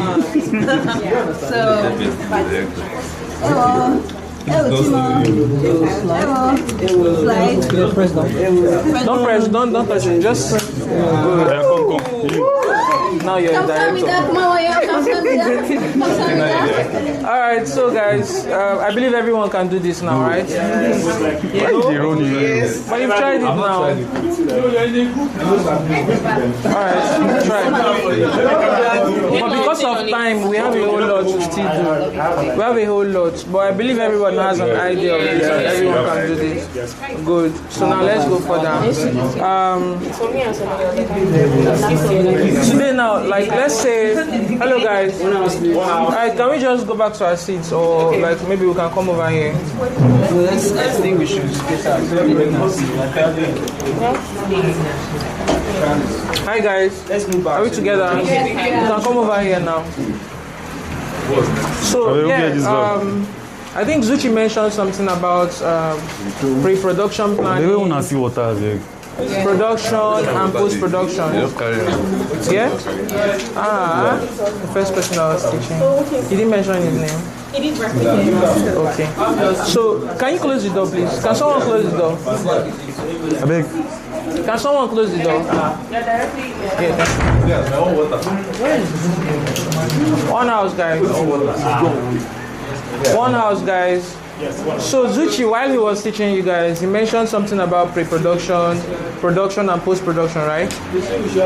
Can anyone differentiate that? Pre-production. They covered you. Can you guys hear? Bro, can you hear her? Hi guys. It's Frances. Please, one house.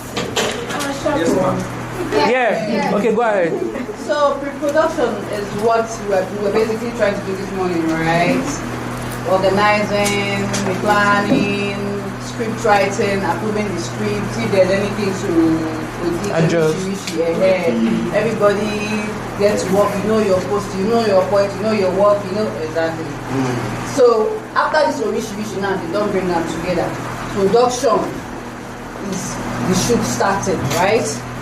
From day 1 to, if it's 500 days, it is the production period. We are shooting. DOP is doing his job. Not sound person is not coming to say he's now DOP. Everybody is already knows their role. Director is directing. Creative director is is the art splitting, is it ready? The makeup, is it? Everybody is doing their job, and we are producing. We are working on the project, right? Then post production is after we don't do our wish finish. We now gather everything, the files, the wish to cook it, for it to be done. Editing, color grading, sound mixing, that's it. Type shit. So we all understand that, right? Yeah. Okay, good. Now let's say we want to do a shoot today. A client reached out to us that the client wants to shoot. What would you guys like to shoot? Okay, let's say a client reached out to you and the client wants to shoot a music video, yeah? Okay, first of all, can we know our directors here? The directors. Directors. We have like 3 directors here, right? We have like 3 directors, right? Producers. Our producers. Okay, good. Now, I believe we've already figured this out. Like our team, we've built a team already, have we? So we have, but there's still some loopholes that try to listen. Okay, you guys will sort it out with your group leader actually. But for this particular hands-on, we are doing 2 days, like today and tomorrow. You guys are coming back tomorrow, right? So today now we might not really go deep into every single thing because it might be heavy for you guys to understand, and because of time also. But today we need you guys to at least understand the basics of all this and get to use some of these things. And tomorrow we'll do more of the practical aspects. We'll do more of the shoot, production, and all of that. Yeah, you have a question? Are we finishing by 6 o'clock? No, do you want to stay longer than that? Yeah. Because I know we started late, right? Yeah. So we might extend a little bit, but if we can actually wrap it up before that 6 so that everyone can go, because I believe some people are coming from the mainland, some are the island and all of that. We know how Lagos is. Yeah, and we know how Lagos is. So now, we already have our team members here. Hi guys. We already have our team members now. we have like 3 persons who indicated they are the directors, and now we don't want to fight. Do you understand? So we have director, we have creative director, so we can actually infuse ourselves in one of those roles. There are a whole lot of roles in production. If we start listing them out, there are like 20. And I believe it will still get to everybody here. But because everybody wants to be, like, everybody have a reason why they came. Some came to become a director. We can't stop them from being a director, do you get? So we can actually add first director, like first AD, second AD and stuff like that. And we have creative director and the main director and all of that. So between the 3 of you that selected to be the director, you can just figure that out. Do you understand? And same thing applies to the GAFA department, producers, DOP. Everybody can actually touch the camera and do all of that.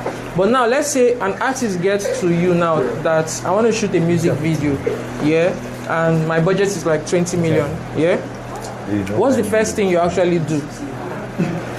As a director, what's the first thing you actually do? A client reach out to you, I want to shoot a music video, yeah, in this particular spot now here. What's the first thing you actually do? The first thing Now the budget is 20 million. The client has already related to you. You call your producer. Yeah? You call your producer. Not just your producer, you call your team. Yeah? Fine. Yes. So why are you not interacting with the artists to like hear about this vision? Exactly, I wanted to ask that. Huh? Why are you not interacting with the artists to know about? Already the artist mentioned I want to shoot a music video, yeah? Yeah, you should have already figured out what kind of music video does the artist want to shoot, are they featured in the song or stuff like that. You figure all of that and then you call your team. Are we together? You call your team, which is your producer, DOP and all of that. First of all, is your producer first. Your producer and your creative director, you communicate with them. Okay, so CEO, this artist, maybe Davido or Wizkid reached out to me. He wants to shoot a music video at D10, and what's the first step? Who do we use as our DOP? Who do we use as our gaffer? Now there's a mistake some people make. Yeah, some people make this mistake like not being able to select a team or crew. Yes, it's okay to like build a team. Yeah, you can actually build a team as a young creative, a team of 5, a team of 10. Maybe those 10, this is my director, this is my AD, this is my this is my that, that's fine. But for those who are hiring, because in many other productions, they hire most of these people. And as a director too, you must have known your niche. Do you understand? Let's say this director is a director, careful with that place, so careful. Let's say this director shoots commercial, music videos, films. You should be able to know what you want. Like, as a director, you should be able to know your niche. But if you're this kind of director that shoots anything at all, you should be able to know the people you work with. Do you understand? Let's say I'm a director that shoots music video, yeah? I cannot go and hire a DOP that shoots movie to come and shoot my music video. Except you want to tell a story in that music video. Like, maybe I want some kind of film feel. Just like, I don't know if we've seen this Flavor's new song, Adabeke. Yeah, I believe we've seen that. And the DOP on that particular project was selected. Why? Because this person he understands filmmaking. Like, you understand filming, like movies. You understand that movie aspect. And you cannot call a music DOP to come and shoot a film. The end product will be different. Do you understand? Let's say I call a movie DOP to come and shoot a music video. It will feel like you're watching a movie. Like it will just feel, sometimes it might just feel boring, because why is this thing too accurate? Why is it not colorful? Why is this? You just see you spot a lot of things. But as a music video DOP now that you'll be able to, okay, how about we film from what if we use a green screen? What if we do this? What if we infuse AI during edit? Just like, I think you guys saw the project we did downstairs at the elevator. I think the project is not finally out. It might be out on the final day of academy, so we'll see what it looks like. You see some infusion of AI, you see some infusion of, they didn't do VFX here, but AI is included and some other adjustments too. Yeah? Okay, yes, that's true, I remember. For the bike scene, you have a question? Does that mean that producer has to specialize in a particular niche, which is either movies or? No. As a producer, you can be able to produce anything. Producer doesn't end in music. It doesn't end in productions like this. A producer could actually produce an event also. I hope we know that. You were saying something. You said that if you want to shoot a music video, you're not going to call someone in the field, in the movie fields. Yes. So I'm not saying that. Does that mean that? He said producer and No. Producer, you can actually use a film producer too, but these producers, they already understand the etiquette of production. Do you get? They already understand how production goes. As a producer, what's the role of a producer? It's not just produce, it's to coordinate and make sure that everything, the production, everything about the production is intact. So that's the same thing. There's no difference in music video and filming. Do you understand? Because as a producer, okay, let's go to the film making aspect now. As a producer, you have to ensure that the location for the production is set. There is a place where the artists can rest, like the actors can rest. There's a place, like, just to ensure that the production is smooth. Do you understand? So same thing applies as a music video producer or whatever. Do you understand? So even producers too, I see producers who produce events too. So many of them could be like, oh, I produce Ashake's live events, and they are just in charge of, oh, this is how the camera movement should be like, this is how Ashake should come out from the stage, this is how. So it doesn't just end on production, like filmmaking production. Do you get that? Can all this be one man's job? Right? What if you don't have it depends now. And you get your first gig, your first big gig. No, let's not say big gig at the moment. Your first small gig, yeah. And there's no like enough to start hiring a lot of people and all, because you know if you start doing that, you run short of cash. Right? Can one man do everything? Yes, honestly, I'll tell you that one man can do it. But in terms of professionalism, it's not advisable because you would burn out. That's just the truth. I can decide that, oh, I want to be the gaffer. I'll just go turn the light like this. I want to be the electrician guy. At the end of the day, you've spent the whole time you have, and you've also exhausted yourself. Everybody's exhausted, including the artist. Imagine Davido is sitting down there waiting for you to go and do gaffer, to go and do set design and all of that. You run out of time. So the main reason why you're having all this, can you hear me? The main reason why we are having all this rule is for the ease of that production. Do you understand? So that the production can work faster. Everybody already knows their role. So you as a director, you don't need to come and start saying, oh, director, gaffer, you know this light is supposed to be here. Why don't you move it? Everybody knows what they're supposed to do. And they also mentioned about short list, your mood board and all of that. So by the time you communicate all of that with your team, they don't need to wait for you to start telling them what to do. Everybody already knows what they are doing. That was why I asked who wants to be in the DOP department, director, because tomorrow now we are going to do like a mini project. This is aside the main project you guys are doing. Do you understand? Already, I believe this is group 16, and you guys already have a particular project you're doing, which is YL. And I would not want us to do so much. I want us to be able to, aside setting up a tripod, camera, and all of that, I want us to be able to film something still. Do you understand? It doesn't just end on. It will be very sad that you guys came from different locations and the only thing you're being taught is just how to set a camera and a tripod. That's not where it ends. So I want you guys to be able to film a project, film your project, and also deliver and see what it looks like. Do you understand? So tomorrow now we are going to go deeper into the production. Today I will not really be able to do all of that because of time. But tomorrow, yeah. Okay.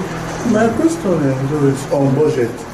So if maybe you are giving a budget, maybe 20 million for a gig, the crew you are working with, do they have a fixed price or how is it being done? Okay.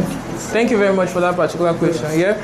So one thing you do, for example, now, like I said earlier, a client meets you and he tells you that I have a budget of 20 million naira. Yeah. What's my name? Okay, let's use a smaller price. I have a budget of 200,000. And you already know. Okay, as a director, you already know that. Okay, this person is good, but I'm not able to afford this person. Let me go for a smaller person. Do you understand? Because everybody in this production are based on rates. Like you rate them. It's just like you have a 20k budget or let's say 200k budget. You cannot run and go and start calling TJ Omori to direct your video for you because he will not even answer you. So you just find someone that is maybe close to TJ Omori. You understand? Who else is competing or who else is close to TJ? Or let's say I want to use Director Pink and I cannot afford Director Pink. There are a lot of female creatives here who are also giving the same kind of work that she do. It's just that they might not have that particular name.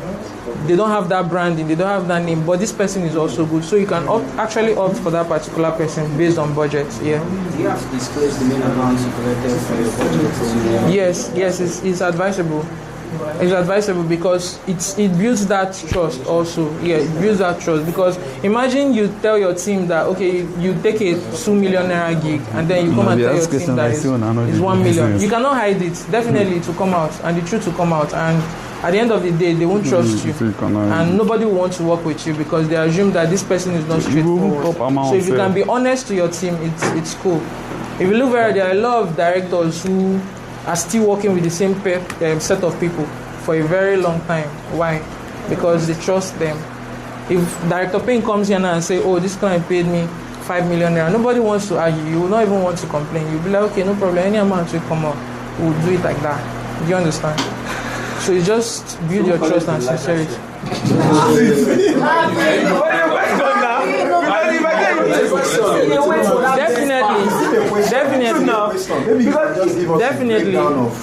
Definitely. They gave me 200 million now for a project. So who is not going to collect? Definitely is the DOP, is the director now. It's the director because the director is the head. What if the producer got the job and now he has to find a director? Then it's the producer. The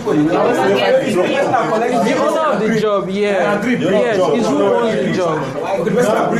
Yeah. Is there a sharing ratio to that? No, it's what it depends on the agreement. Depends on the budget. Not the rate card, the agreement. Sorry guys. Agreement, bro.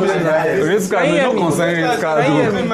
Now, for example, now I don't know if you know about. Okay, let's use Nectar. Bro, you know about Nectar Studio. Based on the kind of job you come in, bro. Let's say Nectar Studio is. Let's say Nectar Studio is 200,000. There's nothing about rate card. Space per hour. I'm just saying. It's not. It might not really. It's not. You're giving me a job now. I don't know. I'll just figure out. Let's say Nectar Studio is 200,000 per hour, and D10 Studio is 100k per hour, and you have a budget of 500k to shoot a music video. You actually look at okay, if this place is this amount and this place is this amount. Nectar, obviously, we know that Nectar is bigger, and here is smaller. So what do? You just have to minimize some things. Okay, you wanted to use a bigger space. Can we just squeeze in things here and use it this way? That's how you'll be able to get to fix how much everybody takes. This camera now is like, let me say this camera, to rent this camera could be like 50,000. It can be above it, but I'm just saying, for instance, if this camera is 50,000 and Sony FX3 is 20,000, I'm just saying, you have a budget of 200k. You just cut down things into your budget. You will not go and sew clothes according to another person's size. You just sew it according to your size so that everything. Agreements, my own plan. Based on budget. Now there are some people. Sorry, there are some people now who would not go below a particular amount. As a director now, when it comes to pricing, like budgets, it goes two ways. It's either the client gives you a budget and be like, okay, this. Let's say a client reach out to you and the client has a budget. The client's budget is 200k. You as a director, you already know your worth and you know what it costs to film a music video, a film or documentary or whatever. You cannot go below that budget if you know that you will not fit in. Like if you know that, oh, this project I'm going to do it will cost me 500k. If the client comes and cries and tell you, oh, I have 100k, you yourself, you're honest to yourself and you know very well that this amount will not work.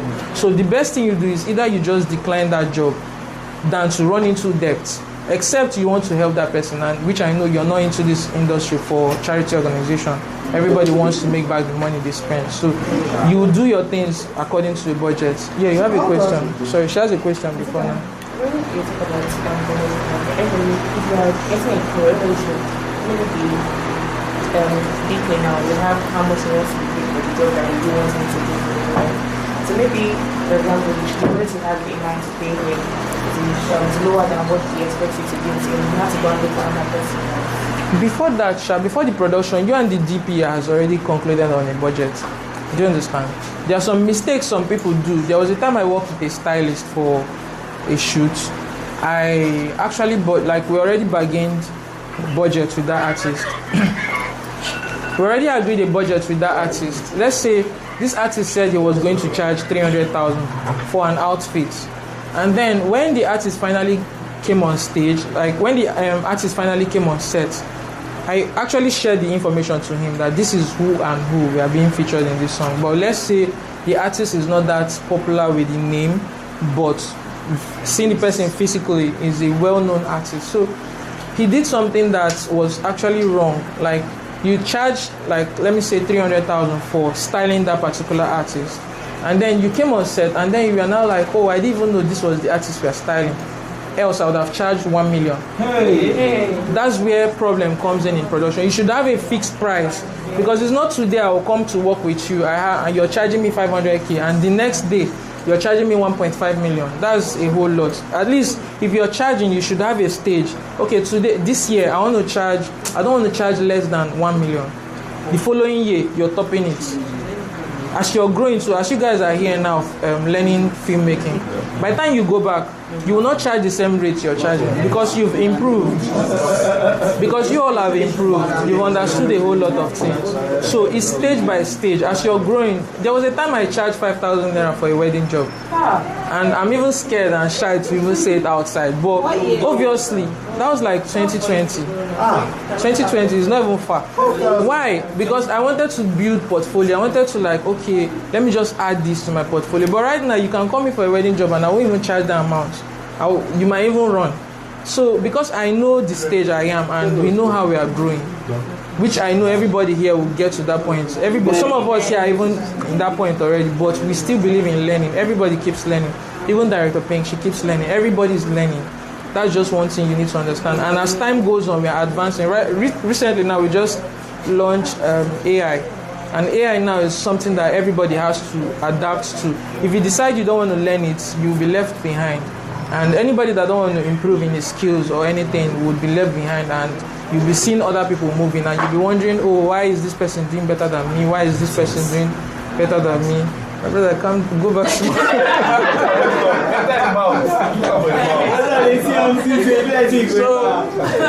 So that's just it, actually, yeah. So let's just go further. Is there any other question before we proceed? You guys hire equipment. So if your have some of the equipment, are you going to still hire from them?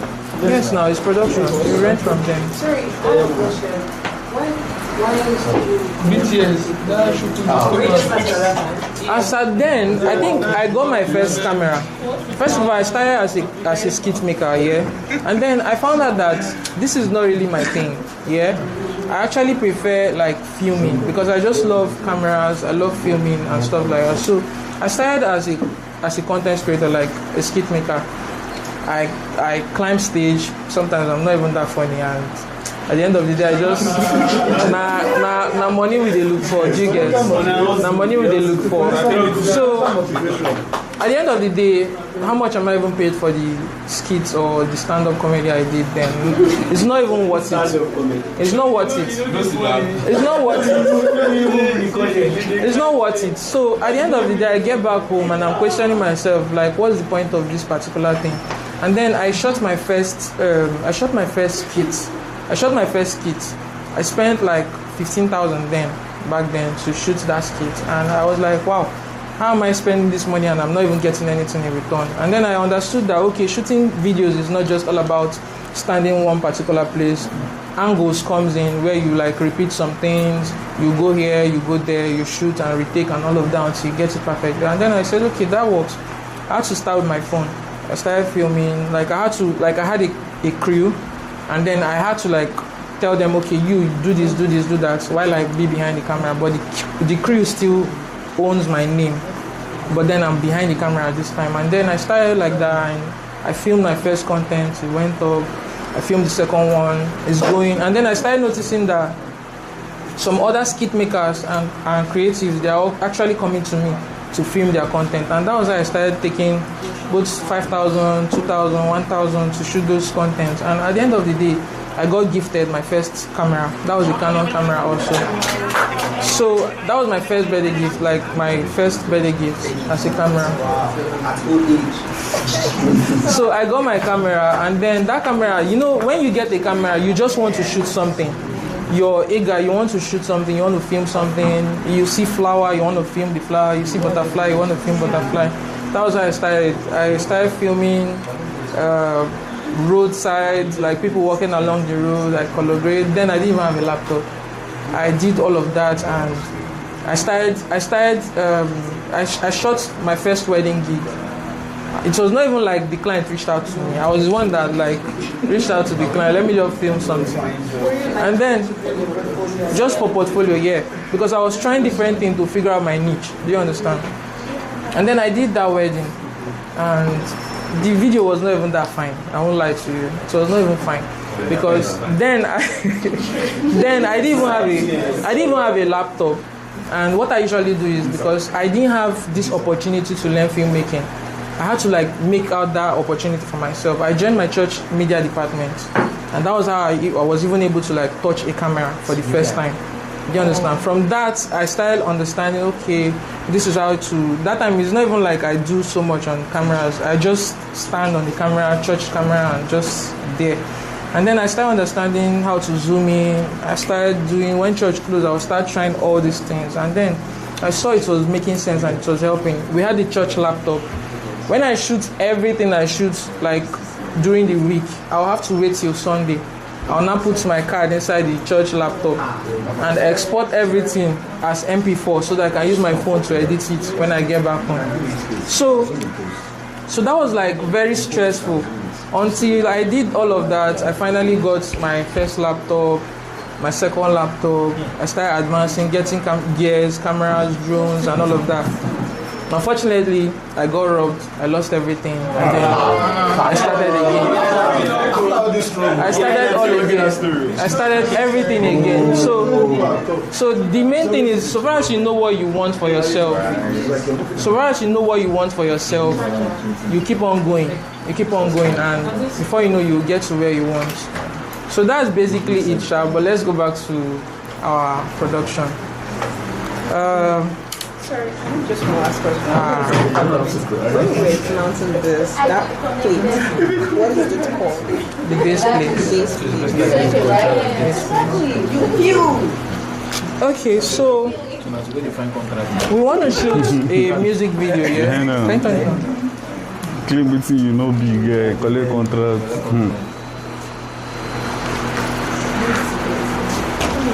There's a wooden chair here. Yeah. Wooden chair? No, not that one, not that one. Sit here. Okay, that's it. Okay, then my phone. But before they give you contracts, you know as it will be test. They got the sleep for seconds. Okay. We have the sleep for seconds. Get everything they don't get. She said she brought that. I swear. This was the one there. This one was there.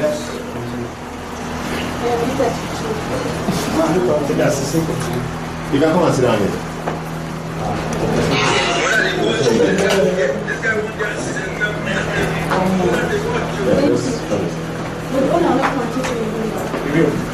Like Madu.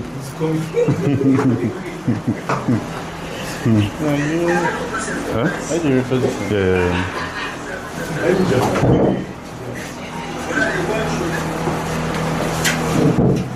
Yeah, you're good.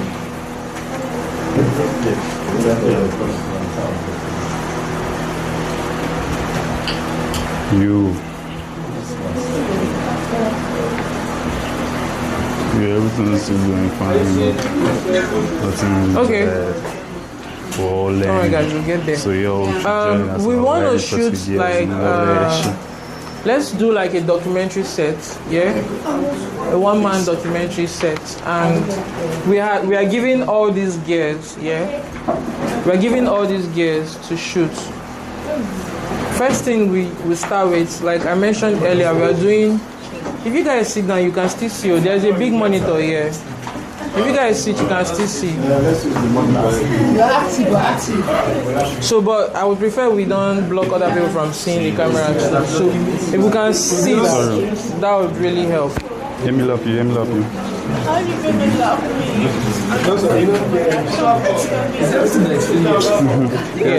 You're too sexy for that. I'm now too zesty for that. I'm too zesty for that. What the fuck? How will I lap you? How will you lap me? So can we sit? Can we sit? No, I won't lap him. Can we sit down? What do you think, baby girl? Come back on everybody, so we can use the bigger screen. It's not going to be a bad idea if I lap you. Okay, so. Can you see this?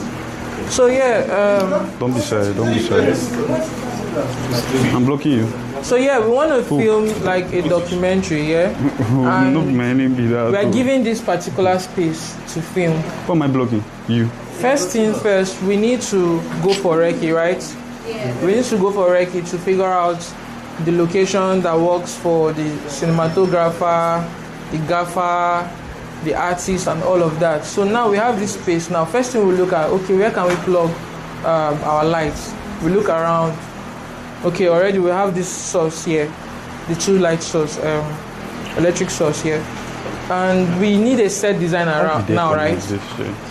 We need a set designer now, Abi? Okay, do we have any set designer here?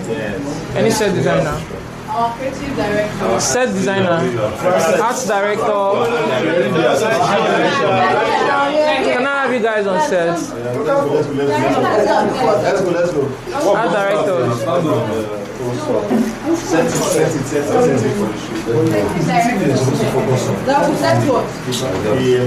Yeah. So now, how many are we? 4? 5? Art directors? Yes. 4. Okay, 5. Okay, fine. We want like everywhere looks very messy, yeah. Because if you have a production, definitely you see a whole lot of messy place. You have to put them together to make it make sense. You understand? So I want us to. Okay, any gaffer? Yes. Gaffer. Gaffer. So now we need a gaffer on set. Yes. We need gaffers on set. So first of all, for the gaffers, because these are lights. I think it's a general starting. Or is it how we set the light? That's how we set the design, or the design? How the no, let's clear the place first of all. Now we need our gaffers. Let's just help adjust this equipment. One side. Let's clear this middle space first for production. Do you understand? Just hold. You can push some. You can bring some over here too. You can just take it over here. That one is the art department now. So for the art department, I need you to like observe this set. Does it make sense? Like, is it looking good? It's flat, right? So now you just arrange the place, like the place you want to use for the shoot. Adjust some things. Like I think I saw some place open here. You just adjust it. For now, we are using what we have here right now. Do you understand? So you just adjust those places. So just, I'm saying already, you guys can go ahead. You just adjust those open place. Do you have any? And then we want. Sorry.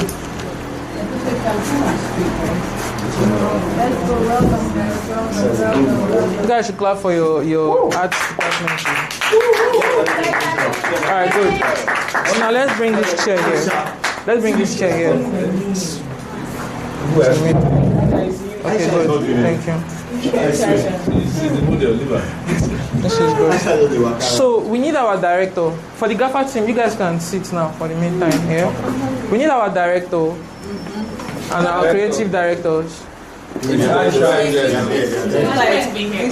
over here. Okay, fine. So now, our directors, we want to shoot, like I mentioned earlier, we want to shoot like a documentary. What are the things you look at for, like, in this particular space? What are the things, what do you want people to feel like? Is actually, she want to talk about her life, yeah? And what are the things you think that can actually be added here? What are the things you feel that can be removed or added to this place to make it look sense? What kind of stories you want to tell us about her life? Okay, go ahead now. Yeah. What are the, you're here too, right? What are the stories you want to tell us? Are you not the one that... Yeah, right here now. Wait, am I the model? Yeah, what kind of story? Okay. Do we have a model here? Do we have a model here? Clean them. I be clean them. Okay, let her come in now.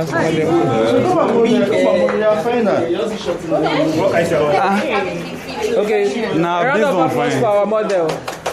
Beautiful model. Okay, so now our model, you want to tell us a story, yeah? What kind of Can you story? share with your director now what kind of story you want to share with them? Like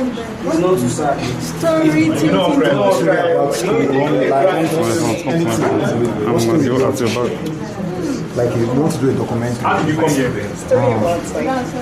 What kind of story do you want to tell us about yourself? Anything now. That's the assignment. Okay, let's say. Oh, you want Is to? it going to be sad? Okay, let's say. What do you do aside this? Like, what else do you do? Are you really a model? Content creator. Okay. Okay. Okay, let's say she's a content creator and she wants to talk about how she became a filmmaker. Yeah? How she became a filmmaker, how she got to Pinkline Academy and she advanced. And she's no longer just a content creator, now she's a filmmaker. Do you guys get that? So now, we need to like elevate this thing now because already it's just a blank space. Yeah. So what are the things now we have to add to make it reasonable? Ambience lights. Ambience lights. Okay, Practical lights. Practical lights. Add some maybe foreground or and also maybe something in the background. Okay, fine. So art department, director mentioned he needs some practical lights on set. So this is your practical lights. So you can just bring it somewhere here or there. So director, you tell them where you want it to be. But meanwhile, you can actually look at your screen, like to see from your camera frame because that's what you'll see. You guys, there's a camera behind you. There's a camera behind you, so you guys should come behind the camera to see. Yeah. Our DOP. You. Our DOP. Come close. Okay, so you guys should tally with him, pay with him. Okay, people should I'm creating a nice. Yeah, good.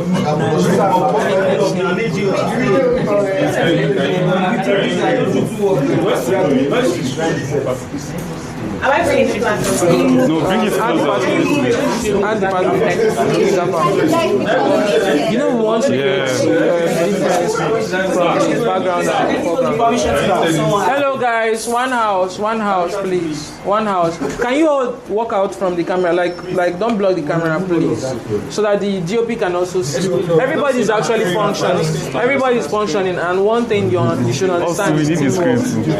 So no need for Yes, just chill. We'll get to the camera function. But for now, I want you to just be there and see what the camera frame is looking like. Yeah. So this is. Yes, you can activate it too. The frame is too high. Yeah, we'll get there now. We'll get there. Zeke, can you excuse me? Okay, so can we just space out for our... Yes. You guys, like the art department, you guys should go ahead to set up your set. You guys should not block the camera, please. Yeah? Please, you should not block the camera.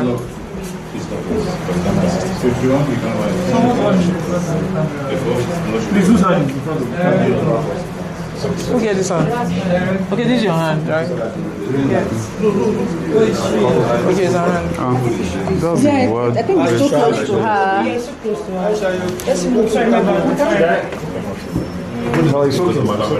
okay. It's good here. Even that flower is even too fast. Okay, now, the flower director. is super. Yes, Okay, the director is there. Okay, our DOP.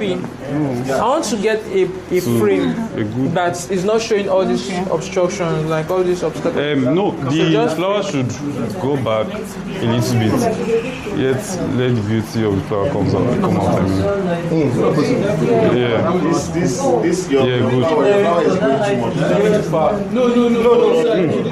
So, hello guys, hold on guys. So please, I know the reason why we grouped everybody to their different roles is so that the whole work will be easy. It will not really be nice when the director is telling the art department how to do and the normal floor members are just telling, everybody is talking. It will not make your production smooth. So you let the directors speak and let them listen to the director as well. Does that make sense? But you guys can suggest, most especially the DOP and maybe one person from each department so that everything will be smooth. Okay? Alright, nice. What else? This does not look natural anyway. No. Sorry, excuse me. It's like looking really, really close to her. Alright, then tell them. No talking of me. Why?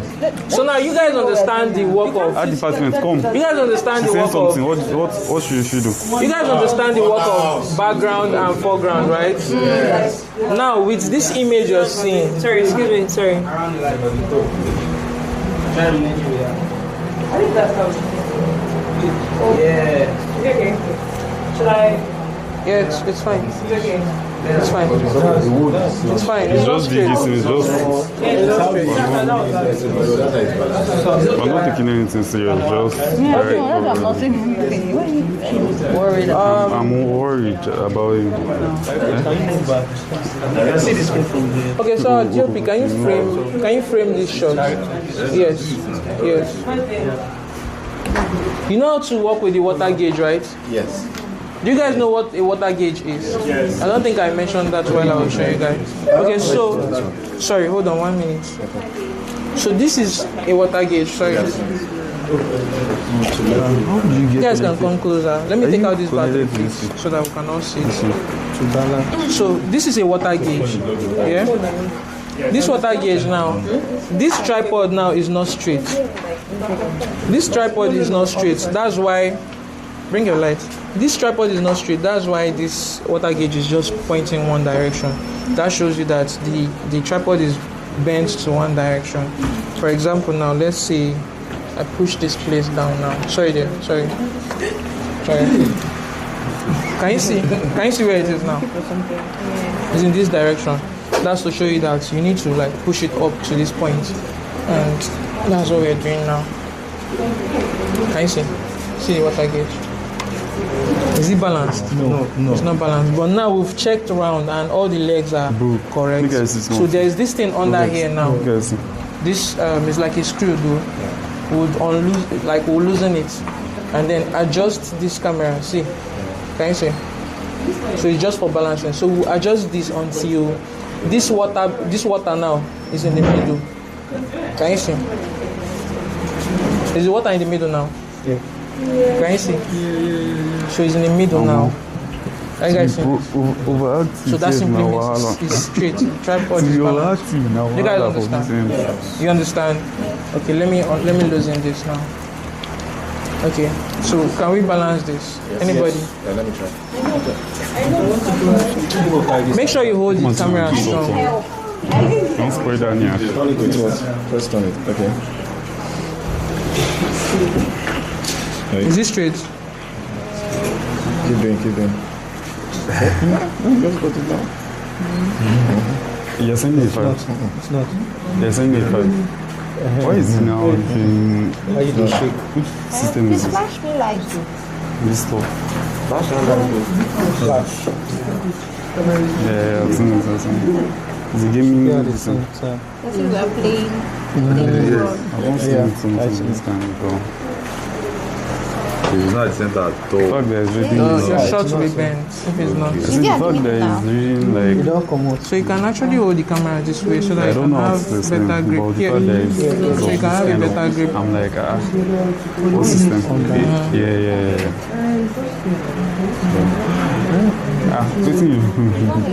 Okay. Maybe I have not been doing that. Why? Oh yeah. Okay, so lock it now. Lock it. Champions League draw. So that is it, right? Could not clap. Right? You guys should clap for that. Okay, so let's get back to our production, guys. So we understand what the water base works for, right? Yes, sir. Yo. The kind of mood you got, you good. I think you good. Are you take it lower now? Yes, you guys can film your shot. Let me lift that. Sorry.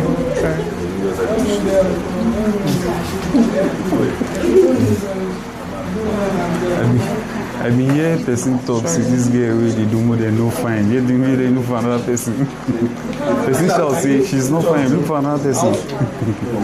Oh yeah, no. It's just to reduce the okay, the battery. The girl will sit down for this. I see which can't talk with that one. Like, they do find competition for it. Ha.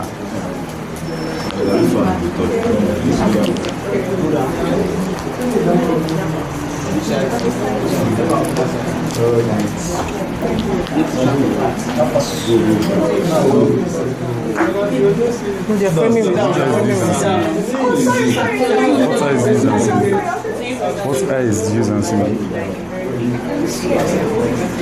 Because you're looking at me too. I was looking at where my eyes was going to. So my eyes was going there. And I had to look there. I was looking at you.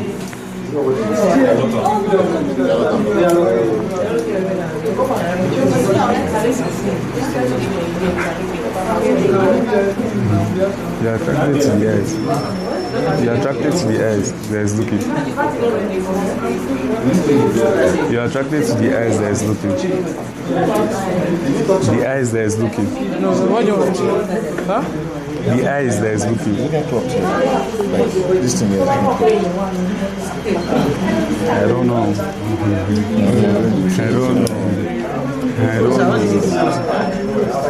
It's my but I've locked it though. I've locked it. Your manual focus. Sorry, dude. Sorry.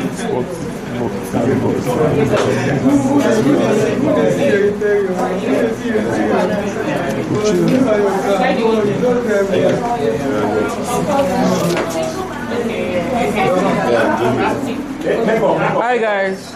Please, I know that we separated everybody from different groups, but that doesn't mean we should not pay attention to like what's going on. Because I know that tomorrow, I don't know who would be handling our group project. It might be you. So you just watch so that you'll be able to do it on your own too.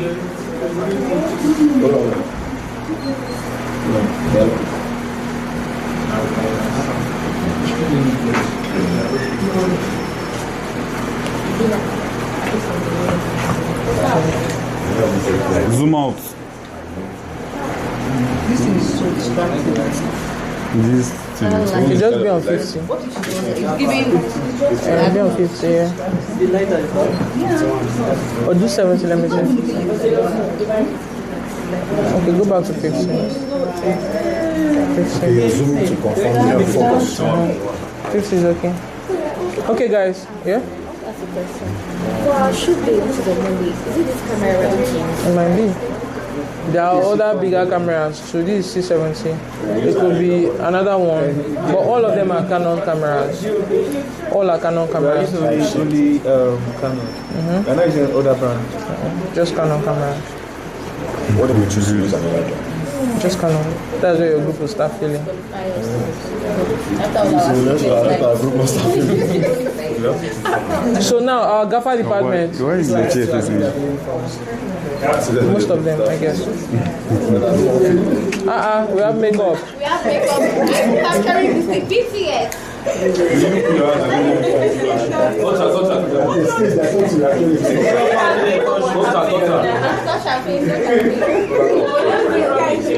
Okay, let's move further, guys.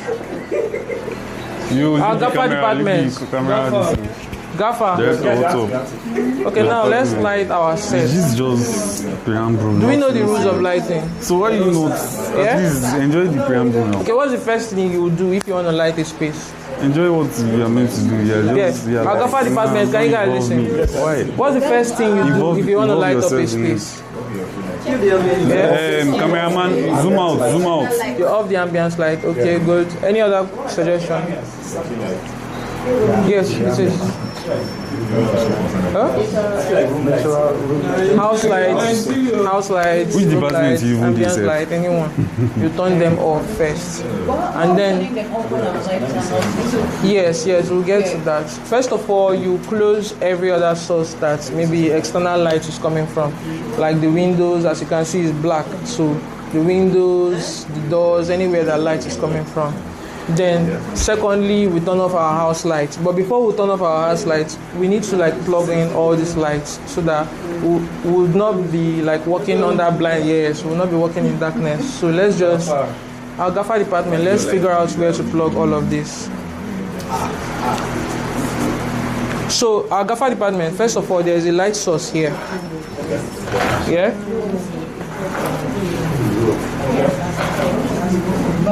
There's a light source here. There's another one here. This light. Okay. Okay, definitely.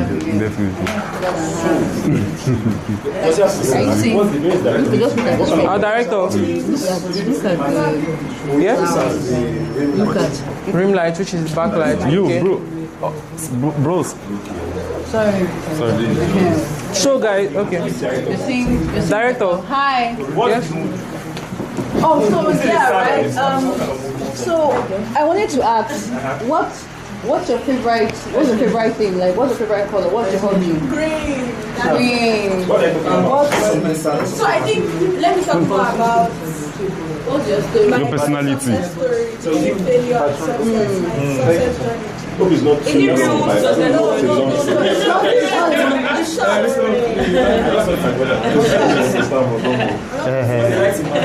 Is that to laugh? So she said she wanted to talk about success. It's not a sad thing. Do you understand? It's like from grass to grace. So it's not the other way around. That means the lighting has to be like nice. And this light, they can't review it. Why is it not this light? Yes. No, we'll turn off outside the whole light. Zoom out, like, see what? We're getting there. Yes. You So you can bring it here. Zoom out all those lights from us. It's okay. We can get to this place. Yeah, you're good. Yeah. The top of that stuff. Yeah, for sure. Shiva. It's on here. No, English system. Yeah. That one that is using. This one will come. This one. That's the switch. Okay, now I seen a bit of difference with when we moved it back. So everything was just like she's competing with the. Just plug in all the lights first, then we'll proceed from there. Yeah, good. Bro. Let's turn on the other lights. Please just shift small so that the camera. My frames. Yeah. No, I'm not. This angle thing, I have when you're doing 45 when you're saying, how are you calculating? Okay, you're calculating like this. If it's 30 degrees, it's like this. Wait to. Yeah. This is like your first. This is 0. Yeah? Sorry. Just like volume. Sorry, no vex. If you say 30 degrees, that means it's like 30, which is okay. We use clock to calculate it. Clock is like 12 to 12. So yeah, so if we say 30 degrees, that's like 3 o'clock. Yeah. If we say 60 degrees, that's like 6 o'clock. 30 degrees, that's like 3 o'clock, 60, 90, 100, yeah. So that's how it works. That part there, It was difficult to calculate. So we would, okay.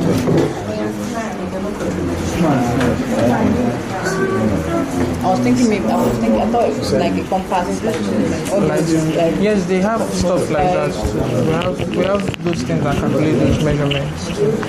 But you know, we are just beginners and we might not be able to have all of that.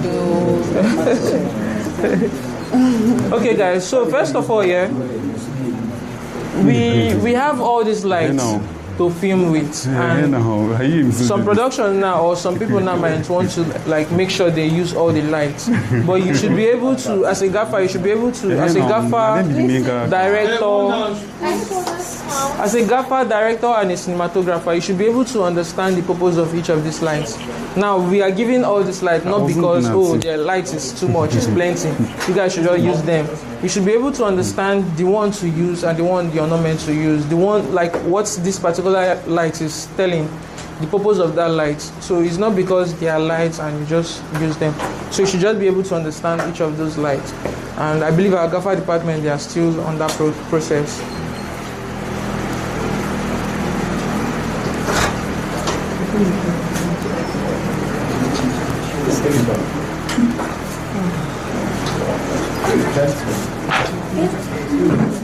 You can bring it down first.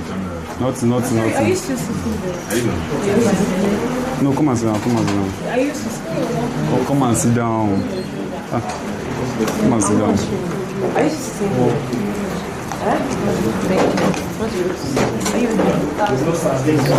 She just wants to come closer, I don't mind her. As you don't come closer, proper miss me. Do it too. Yeah, you kind of. I don't know. What promise you give when I asked you. Okay, now so we have all our lights on, right? 23. Yeah? Okay. Are all the lights plugged? As far as it is. What about you? This one they plugged? No. Yeah. But I'm not like busy Lagos. Just see family and travel. What about you? Leave her off. Leave her off. No, as in you said. So are all the lights plugged in?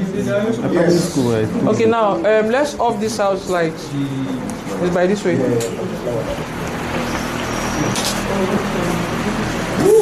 Oh shit. Please. I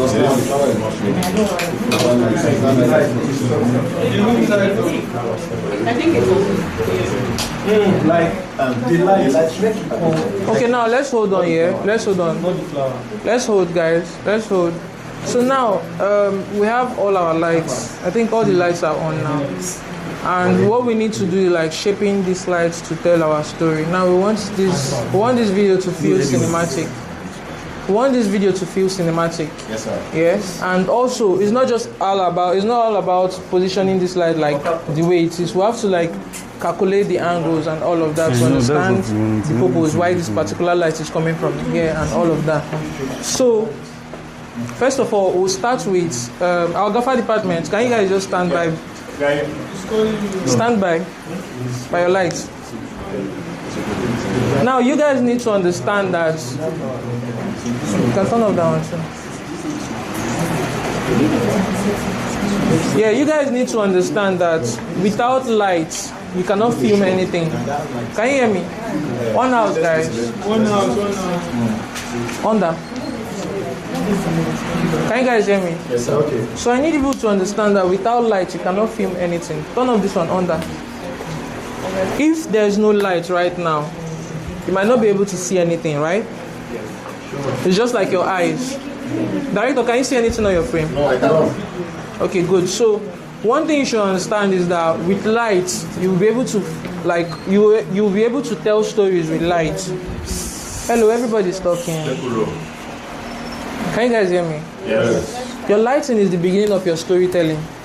Do you understand? And now we want to like mold this set into a cinematic set. First of all, we start with our practical lights.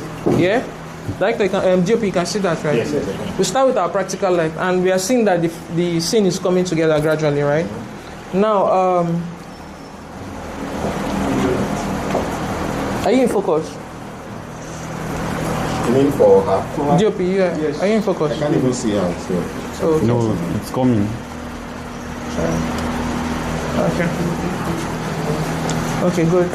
Now, our art department, I want these lights to just be like behind her hair, something like that, so that it can actually create some kind of rim too.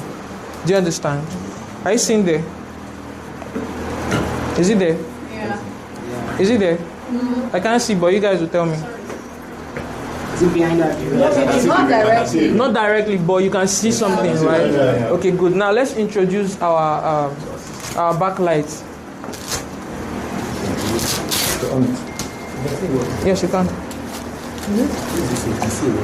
Can you see our rim? Yes, I can see the rim now.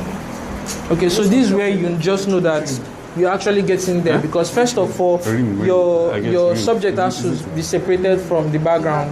Yeah, so this is. I don't understand that. You should calm down. So now in filmmaking, yeah, can you hear me? Can you guys hear me? Can you guys hear me? So like I said earlier, filmmaking is all about light. Yeah.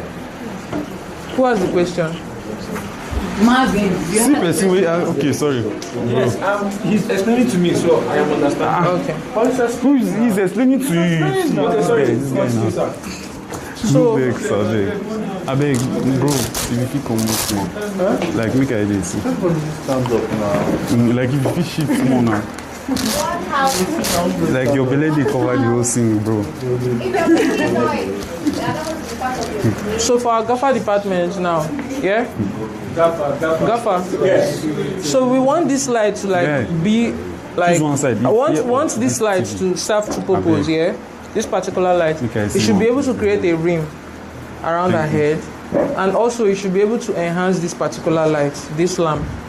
Are we making sense? Yes. So now what do we do now? But we don't want this light to be in frame, Sha. So now we would have to like adjust this. Okay, this is not a C-stand. To take it off. Yes. Okay, the boom. Yes. This one, this one. Is there C-stand? You know this one. Okay, so let's swap this stand. Yes, let's swap the stand.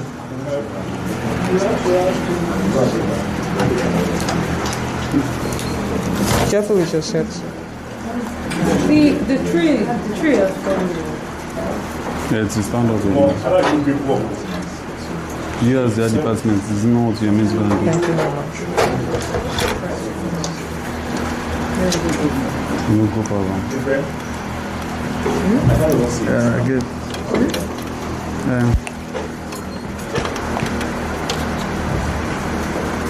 Where is it? Yeah. So now, what do? No battery. Okay. Okay, no. Yeah, that's okay. Around Kati, Sabaju. Sabaju. This is it. Around Akusta Road. Yes, sir. Yeah. The transmitter battery. Where is Orchid? Okay. Call this Orchid. Okay. So, RDP, how about now? Yes. But I'm not getting. Huh? I think it's good like this. The light is in frame. It's good like The light is in frame. So you need to like go backwards a bit. So, let's take it back. Thanks, we'll take it up now. Higher, yeah. How about now? Yeah, good. Still in frame? No, it's good now. Okay. Okay, it's off.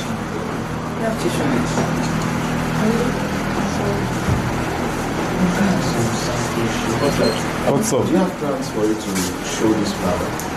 Yes, we'll show the flower. I mean, do you have plans that this is going to show this flower? We'll get there, Sha. It's real. Yes.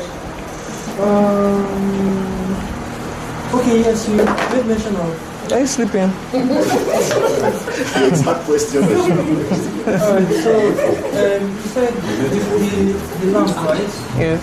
You put it behind her. You said something about like what's it called? Ring light. But is it really necessary? Because most people question why it's there. Because if we are looking at the normally, right, in a room setting, usually beside. So that's why I'm asking this question. What's beside? the lamp, right? Practical light. Yeah, the lamp being behind, isn't it like a little old? So you want the lamp to be beside her? Yeah, that's what I'm asking. Okay, no, it's not actually supposed to be beside her. It depends though on your story or depending on the scene, what the scene looks like. But it's supposed to serve as the background, like it's supposed to be in the background to create some kind of mood. Do you understand? To create some mood, that's why it's behind. And now this particular light now is also helping to enhance this practical light, just so it feels like this is where the light source is coming from. Yeah. Do you get? Does that answer the question? Yeah? Like if you watch movies very well. You watch especially American movies. You watch it very well. There's still in that environment. You will always find out that there is always a light. And it doesn't have to be whether this or that. But you surely see the light somewhere. And the reason for that is so that it's a practical light. Yes. Something that can separate the background from the person standing. That's the intro part. Already don't answer. No, practical. Okay, just like I think it's an online practical light. I personally feel like an online practical light. Is it what? I never talk about light. An odd light. I understand this guy supposed to talk about light. Personally. Oh, don't really start. Okay, so saying the same thing, right? Just like when we want to do what there are things that we don't need to put any. It's just the feel what they're trying to create. Okay, let's say for instance now. What's your question again? Like, please repeat it. I wanted to understand why the lights are behind it because I feel like it's Okay. So I understand the importance of keeping the lights. The backlight. The one behind the practical lights. Okay. Have they answered your question? Okay, let me just explain what you said so that I'll be sure we're on the same page. Yeah. Right? So what you're trying to say is that light is like a practical light. What is practical light, right? To differentiate the subject from the background, right? No, the practical light is not to differentiate subject from background. Okay. Practical